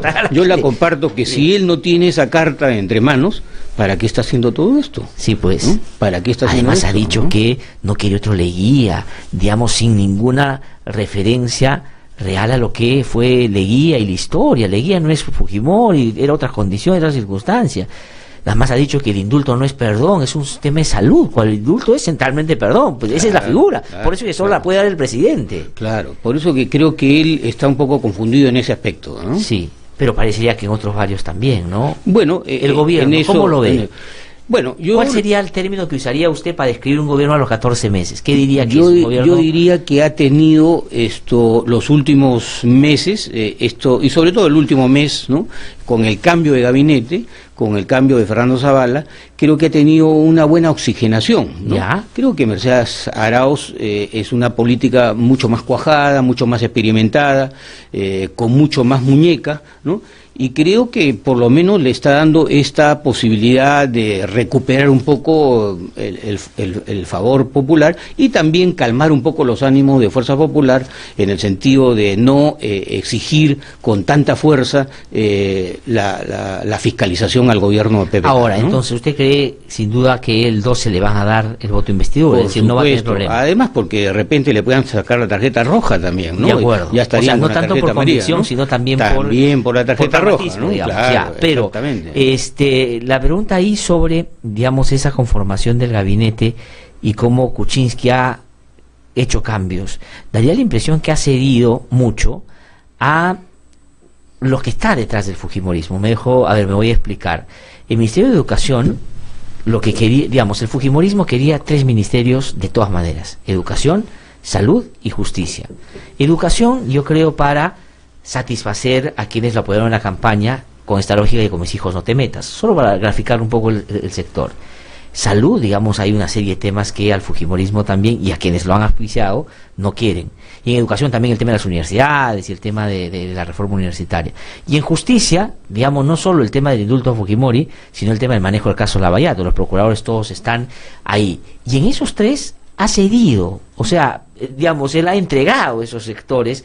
No al Fujimori, nunca vamos a ver a Becerril como ministro de Justicia, pero digamos a alguien que Becerril no va a ver mal es al señor Mendoza. Entonces, ¿es necesario? ¿Para qué? O sea, ¿qué va a conseguir? ¿Cree usted que este hecho de que el presidente no vaya a la comisión Lavallato y se resiste, ha dicho que no va a ir, que va a responder por escrito, que los fujimoristas dicen que es una afrenta? Y en segundo lugar, el atribuirle al gobierno que está detrás de la investigación a Keiko Fujimori, ¿no va a hacer que esta luna de miel sea más corta de lo que imaginamos? Sí, podría suceder. O digamos, o Mecha Arauz está por encima de eso y tiene capacidades propias pero hoy día creo que no es tanto lo que yo pienso, sino lo que yo siento. ¿No? Y entonces yo siento que mañana vamos a ganar, ¿no? Yo no pienso, sino yo siento que mañana le vamos a ganar a Colombia, ¿no? Entonces yo digo, ¿con qué cara se va a presentar, no, Fuerza Popular el día jueves a tirarse abajo al gobierno con el entusiasmo de 30 millones de peruanos que ya estamos en el Mundial? ¿No? Digamos, bueno, pero eso influye en los ánimos. Ahora, yo ¿no? creo, y coincido con eso, si el Perú gana mañana y va al Mundial, el principal beneficiario es Kuczynski. Claro, claro que sí, porque claro. Ya no lo van a fastidiar tanto. Y ojo, el Mundial no es solo el partido de mañana, es todo el 2018 que vamos a estar todos siguiendo el partido. Sí. Kuczynski probablemente. Ahora, el problema es, con Kuczynski, ¿cree usted que el fujimorismo no lo deja gobernar? Imaginemos que el fujimorismo se vuelve amable, no fastidia. Este es un buen gobierno, tiene ideas, camina en una dirección que a usted le parece adecuada, tiene que hacer y cómo. Bueno, yo creo que hay un reconocimiento del mismo gobierno que ha sido un fracaso los primeros 12 meses, ¿no? Y creo que indudablemente lo que se espera en los próximos meses no es tan diferente a lo que ha sido los primeros meses, por razones muy claras, ¿no? En el manejo económico, ¿no? Mientras no haya una tributación que aumente en el país, no se puede tener mayor cantidad de dinero para poder justamente paliar la necesidad de salud, la necesidad de educación, la necesidad de infraestructura, ¿no? Se está ya tomando la mano un poco al fondo de reserva para hacerlo, lo del norte, ¿no? Sí. Lo del norte. Entonces, mientras ese problema el gobierno no entienda que tiene que solucionarlo, que es el asunto de la tributación, del ingreso tributario, creer solamente que con el crecimiento va a ingresar mayores ingresos fiscales al país y que con eso va a poder atenuar la situación de educación, de salud, de infraestructura, creo que está equivocado, ¿no? Pero además, eso es lo que está pensando, ¿no? Además pienso de que el gobierno lo que debe estar analizando y debe estar evaluando, y creo que no lo está haciendo, es el poder adquisitivo del pueblo. Sí, pues. ¿No? El valor adquisitivo del pueblo es que hay 30% menos demanda en viviendas o en oficinas, es el retail, ¿no? Las empresas de servicio comerciales que no tienen hoy día la capacidad potencial que tenían hace 2 o 3 años atrás, ¿no? Y todo eso es parte del dinero que no está en el bolsillo de todos los peruanos. Ahora, porque no es para un gobierno que tenía pergamino, sobre todo en materia económica, decir, mejor el mercado internacional para seguir vendiendo minerales a más precio y la reconstrucción va a ser el motor de la economía en los últimos años. Digamos, si eso es lo que te ofrece el que más sabe de economía, se supone, de todos los que participaron en la campaña electoral, digamos, realmente es muy poco, ¿no? ¿Y la izquierda, cómo vamos? Os repito la pregunta, ¿cómo le va a las varias izquierdas que están por ahí? Yo acabo de estar en Abancay el fin de semana, que me fui a hacer un curso para periodistas. Por ejemplo, ahí Goyo Santos está caminando y la gente lo ve como una posibilidad. Ojo, yo no digo qué tan grande puede ser, pero que está ahí, está yendo, y varios hacían referencia a que está dando vueltas por ahí. Pero en fin, ya el Frente Amplio se separó del Nuevo Perú, que era una cosa que se venía. Están ustedes, es decir, ¿cómo va a ser? ¿Qué va a ser una opción la izquierda el 2021? Yo creo que la opción es una opción progresista, ¿no? Y en esa opción progresista es el cambio de este modelo que privilegia solamente el sector minero, como tú lo ves famoso editorial del día de ayer en uno de los medios de comunicación de la ministra, que está esperando 10.000 millones de inversión en la minería. Sí, el artículo de Mercedes Arauz que escribe. Exactamente. La revolución social es esperar que la minería, ¿no? Ingrese con 10.000 millones. Bueno, ha llegado a convencer hasta el defensor del pueblo que dice que solo la minería salvará al Perú. Y el otro día yo conversaba aquí con el ministro de la Producción, disculpe que lo interrumpa, y el ministro de la Producción parecía el presidente de la Sociedad Nacional de Minería, porque yo le pregunté, ¿y la diversidad productiva qué? Y se molestó, era como si lo hubiera insultado. ¿Qué diversidad productiva? Eso no sirve para nada, eso post-extractivismo no sirve, aquí la minería. O sea, digamos, ahora tenemos como 4 ministros de minería dentro del propio gabinete. Bueno, pero es peligroso para el país. Entonces, ¿qué plantea el sector progresista? ¿Cómo se va a agrupar? El sector progresista lo que plantea es que... Sí, ya termino, Carlitos, ya. Hay que ir parte hacia la cuestión de la agroindustria, que es muy importante como valor agregado al Perú.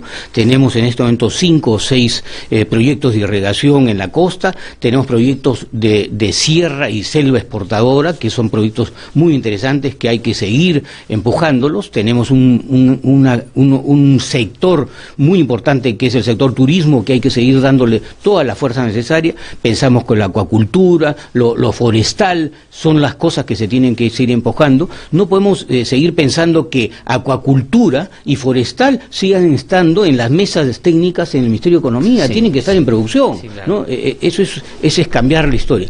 Y el otro tema es que nosotros sí creemos en el planeamiento, nosotros sí creemos en un futuro en donde debe haber algún tipo de planificación. O sea, ordenamiento territorial. Ordenamiento territorial, zonas económicas, sectores en donde se esté lanzando realmente proyectos importantes en todos estos sectores que yo te he mencionado, y sobre todo también industrializando algo el país, ¿no? Para eso hay que dejar de seguir exportando concentrados, hay que seguir haciendo refinerías, hay que seguir haciendo industria del acero, es decir, hay que hacer toda una serie de aspectos a la, digamos, a los recursos naturales que tenemos. Pero la pregunta es, ahora, ¿quién representa a ese sector progresista? O digamos, la tarea que van a tener ustedes desde aquí al 21 en tratar de, sin desvivirse por la unidad, pero tratar de convocar a la mayor cantidad de sectores. El problema es cómo administran sus diferencias internamente, porque es una locura. 2 cosas. Primero, que el Frente Amplio haya conseguido lo que consiguió y se haya separado de esta manera tan, desde mi punto de vista, vergonzosa. Y lo segundo es que si hubieran ganado la elección, imagínense ustedes si hubieran ganado la elección, ¿cómo estarían como gobierno? O sea, digamos, en términos de si se pelean por estas cosas que se pelean. ¿Cuál es la aspiración del sector progresista? ¿Va a tener un candidato? ¿Ya se olvidaron de la unidad y van a ir por separado? No, yo creo que haremos todos los intentos por buscar esta unidad en este tipo de criterios, ¿no? En criterios en donde los ciudadanos peruanos estemos por encima de modelos o de estereotipos, ¿no? Y creo de que en eso nos va a acompañar la mayoría de los peruanos, ¿no? El silencio de Verónica Mendoza en términos políticos, en momentos en los que se necesita que los líderes hagan hablar, ¿le parece una buena administración de los tiempos o le parece un error? Yo creo que debe estar más encima de los problemas. Creo que está un poco separada de los problemas. Se lo hemos dicho en algunas formas a través de compañeros que están trabajando con ella, pero esto es una forma de actuar de ella, ¿no? Sí. Y bueno, vamos a ver que si le da los frutos necesarios. Nosotros creemos que debería estar más encima de los ¿Van problemas. a presentar candidato a la Municipalidad de Lima? Probablemente sí, estamos trabajando en ¿Quién eso. va a ser? ¿Saben ya? ¿O tienen Bueno, idea? hay uno de los precandidatos que es Gustavo Guerra, ¿no? Pero podrían presentarse algún otro precandidatos y ellos tendrán que definirlo democráticamente, ¿no? De acuerdo. Señor Salomón Lerner, muchísimas gracias. Muchas Por gracias, venir. Glácer, por la Otro momento, que invitación. vamos a tener seguramente más de uno. Muy agradecido. Muy amable, que le Muchas vaya gracias. muy bien. Tengo que irme a una pausa y regreso porque nosotros estamos en un empeño aquí. Se está por intentar a Fujimori, se han dado pasos en esa dirección, pero nosotros queremos darle espacio aquí a las víctimas para preguntarles qué piensan y que nos hagan recordar los casos por los cuales hasta ahora reclaman justicia. Una pausa y volvemos. Soy Carolina Ollague, hermana de Dora Ollague, estudiante de la Universidad Nacional Enrique Guzmán y Valle, La Cantuta. Ella fue detenida, desaparecida, torturada y ejecutada extrajudicialmente la madrugada del 18 de julio de 1992 por el Destacamento Colina, el grupo armado dirigido por el expresidente Alberto Fujimori, quien hoy está preso por los crímenes cometidos. El indulto es un insulto. Aquí lo que tenemos claro en el programa No hay Derecho es que nos debemos a ustedes que gentilmente nos siguen todos los días. Y tenemos una gran y primera responsabilidad: defender y promover el sistema democrático. Y cuando la democracia esté en riesgo, los periodistas no podemos ponernos de perfil. Tenemos que ayudar a protegerla. No hay derecho. A través de los 104.7 FM de RBC, una producción de IDL Radio. La audiencia ha terminado. Queda usted detenido. Pero, ¿y mi familia? No sabe. Detenido. El Registro Nacional de Detenidos y Sentenciados trabaja de la mano con la policía, fiscalía, poder judicial y los penales, proporcionándote una rápida información sobre tu familiar detenido y privado de su libertad en todo el país. Ayudando a garantizar tus derechos fundamentales y los de tu familiar detenido. Ubícanos en las oficinas de las fiscalías a nivel nacional. Que alguien me diga si ha visto a mi esposo, preguntaba la doña. Registro Nacional de Detenidos y Sentenciados. Información para defender mejor tus derechos. Que no te cuenten cuentos, el Diario 1 te cuenta la verdad. Compra el Diario 1, el diario oficial de la realidad peruana. RBC 104.7, la otra forma de vivir.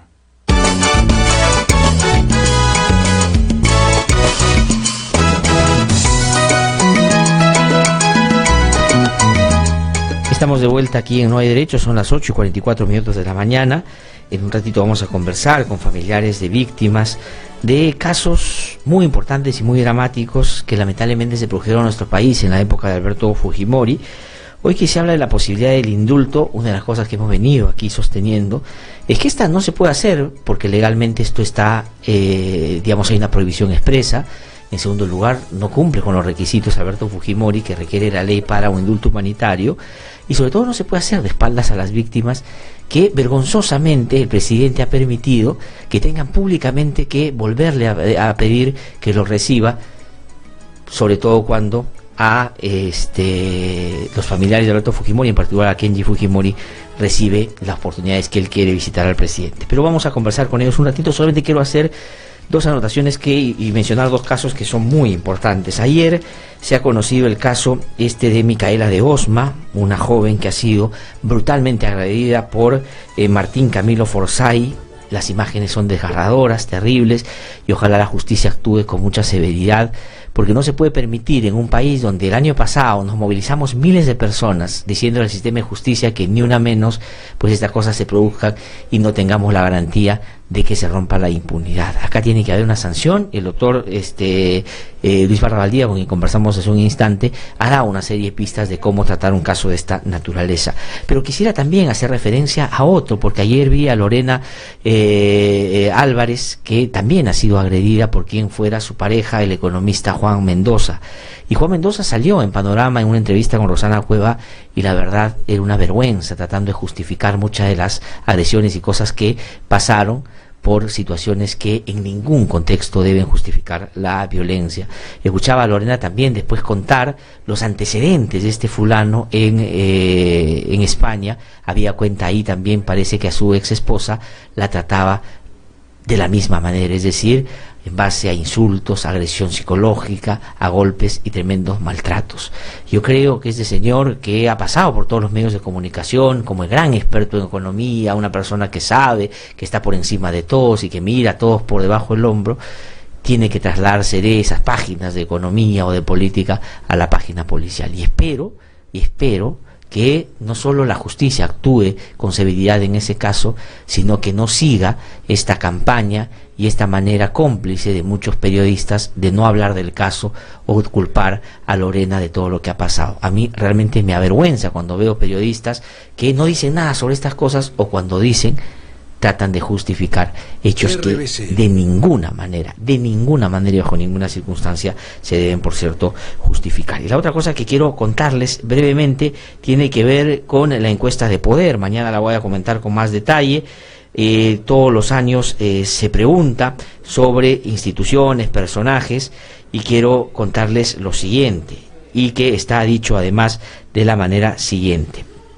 Tengo aquí un extracto que me han mandado de Semana Económica, que hace esto cada año, y cuando se le pregunta a las personas, líderes de opinión, periodistas, políticos, personas que, digamos, sobre todo actúan a través de los medios, ¿cuáles son las organizaciones no gubernamentales más poderosas del Perú?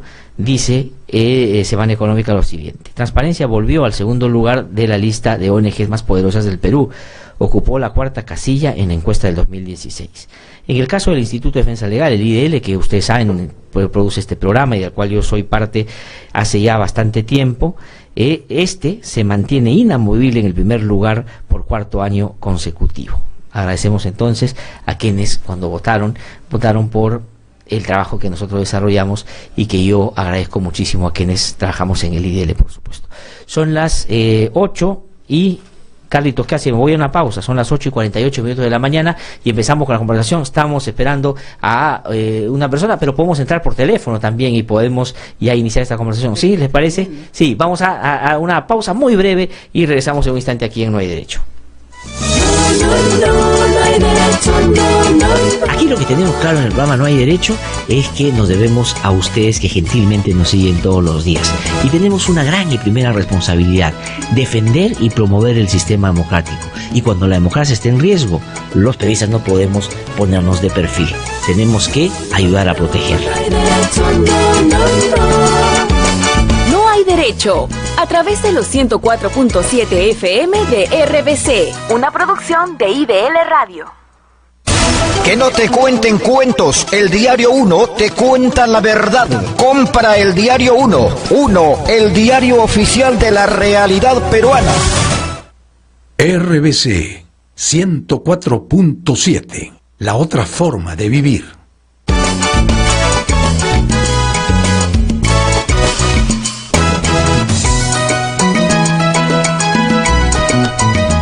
Son las 8:49 de la mañana, estamos de vuelta aquí en No Hay Derecho. Hoy día el diario La República publica lo siguiente: 26 años y el crimen de la periodista Melissa Alfaro aún no llega ni a juicio oral. Sobres bomba, dice: joven falleció un 10 de octubre de 1991, víctima de un sobrebomba sembrado durante el régimen de Alberto Fujimori y Vladimiro Montesinos. Estamos con Norma Méndez, que es madre de Melissa Alfaro. Es un caso emblemático y es un caso importante, y para que se den cuenta ustedes cuántos años han pasado y no hay un juicio en relación a esto. Y hoy se habla no de seguir procurando la justicia en ese caso, sino de indultar al principal personaje que promovió y alentó que en esos años no solo se formara este grupo llamado Colina, sino que cualquier caso de violación de derechos humanos terminara en la impunidad. Señora Norma Méndez, buenos días, gusto de saludarla. Buenos días. 26 años buscando justicia. 26 años. Y a los 26 años que usted no encuentra justicia, le dicen que Fujimori puede salir de la cárcel.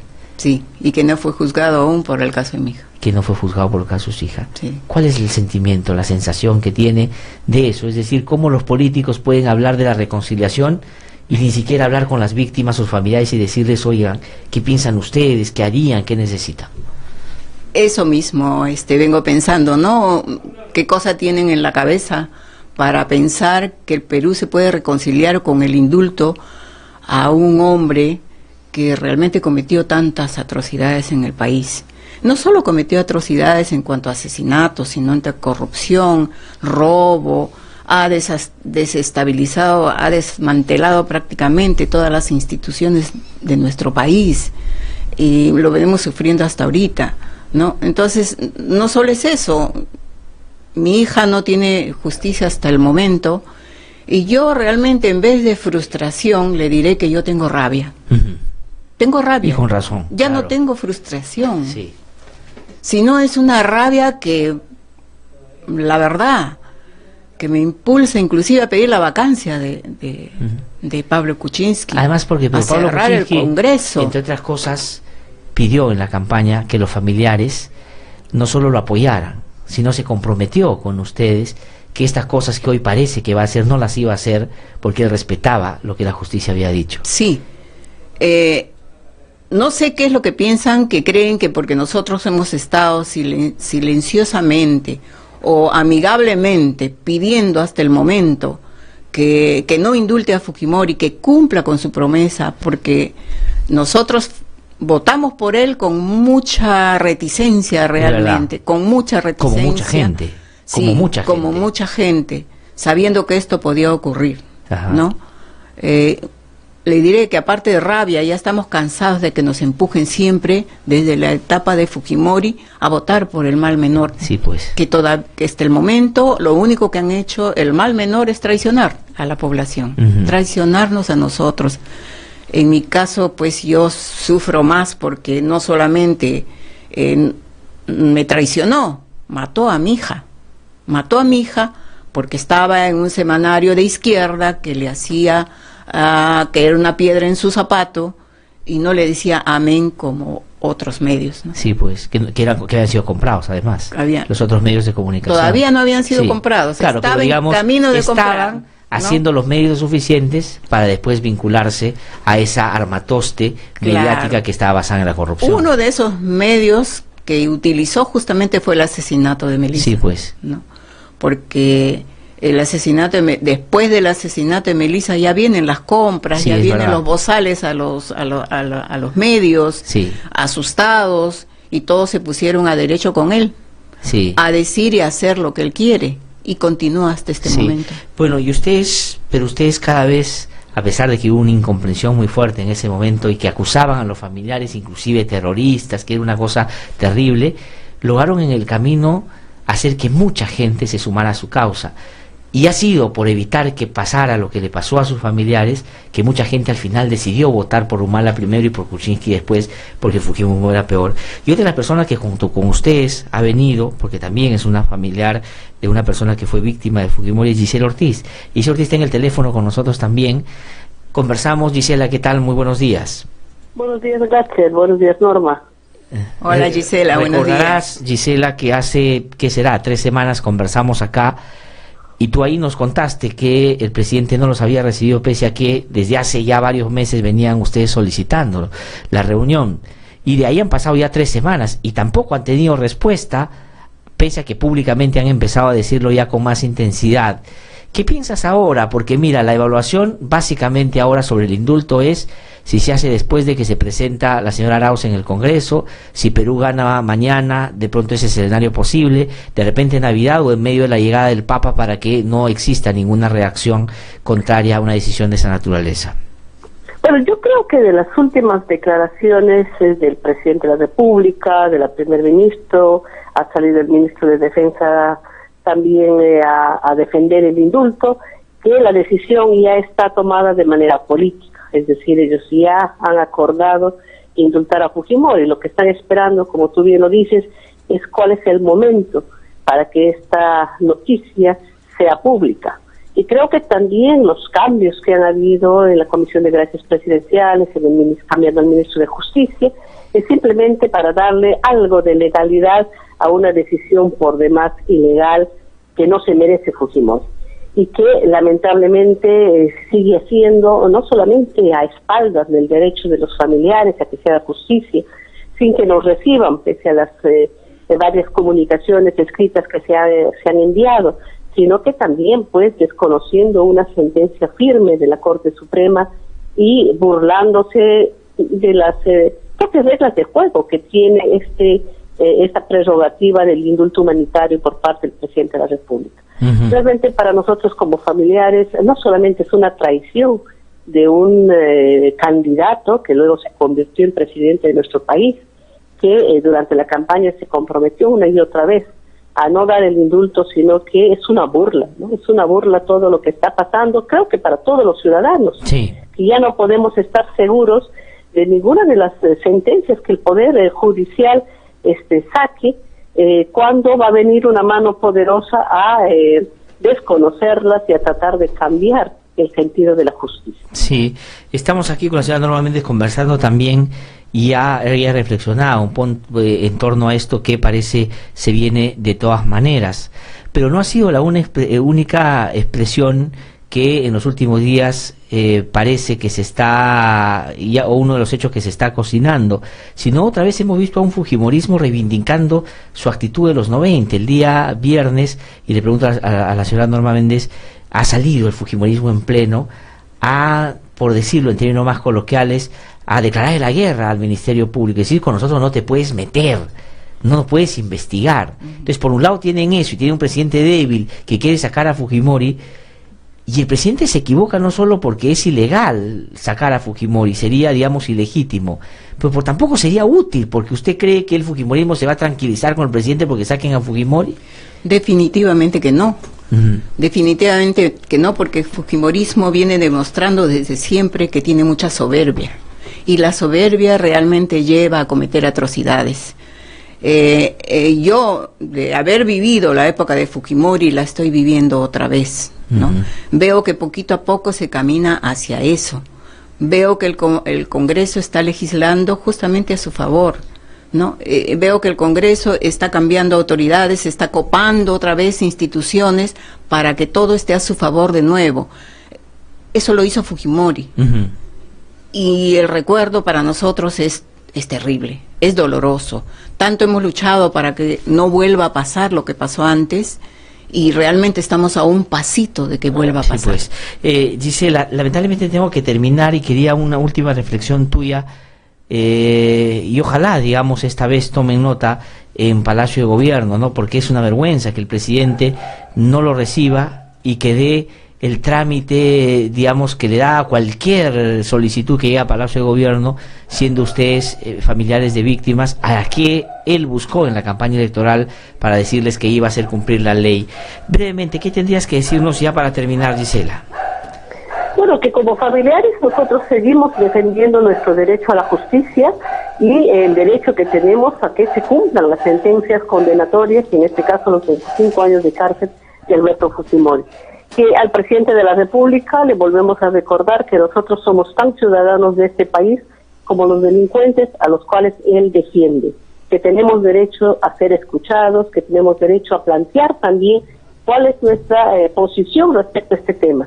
El indulto no solamente tiene el lado humanitario de Alberto Fujimori, su edad, sus achaques, su familia, tiene que tener el lado humano, que es el dolor de las víctimas, la impunidad de tantos años, la injusticia que hemos vivido. En ese sentido, le exigimos que nos reciba y que nos escuche. Muy bien, Gisela, muchísimas gracias por tu participación en el programa.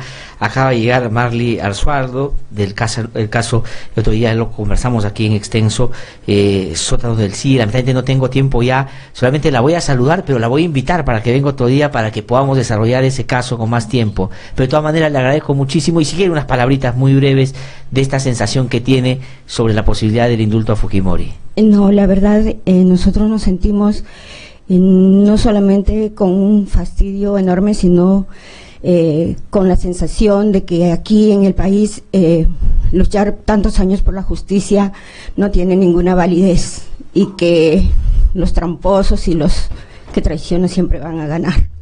Pero esa es una sensación y es un hecho que vamos a seguir tratando de evitar. Y ustedes no están solas. Hay mucha gente en este país que no va a estar de acuerdo con eso, y creo que el presidente Kuczynski no sabe a lo que se está metiendo si es que toma esa decisión, que es de todo punto de vista ilegítima. Muchísimas gracias a ambas. De verdad que mi respaldo, mi apoyo y de verdad mi reconocimiento de la valentía con la que ustedes tantos años vienen afrontando esta búsqueda de justicia. Muchísimas gracias. Muchas gracias. No tengo tiempo para más. Mañana nos encontramos a las 7 punto aquí en No Hay Derecho.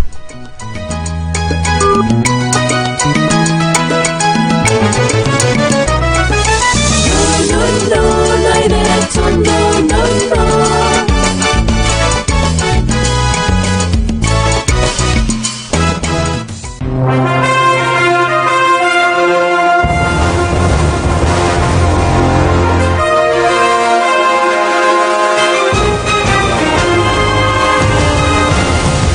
9 de la mañana, 2 minutos, desde la central informativa, las noticias de la hora a través de RBC.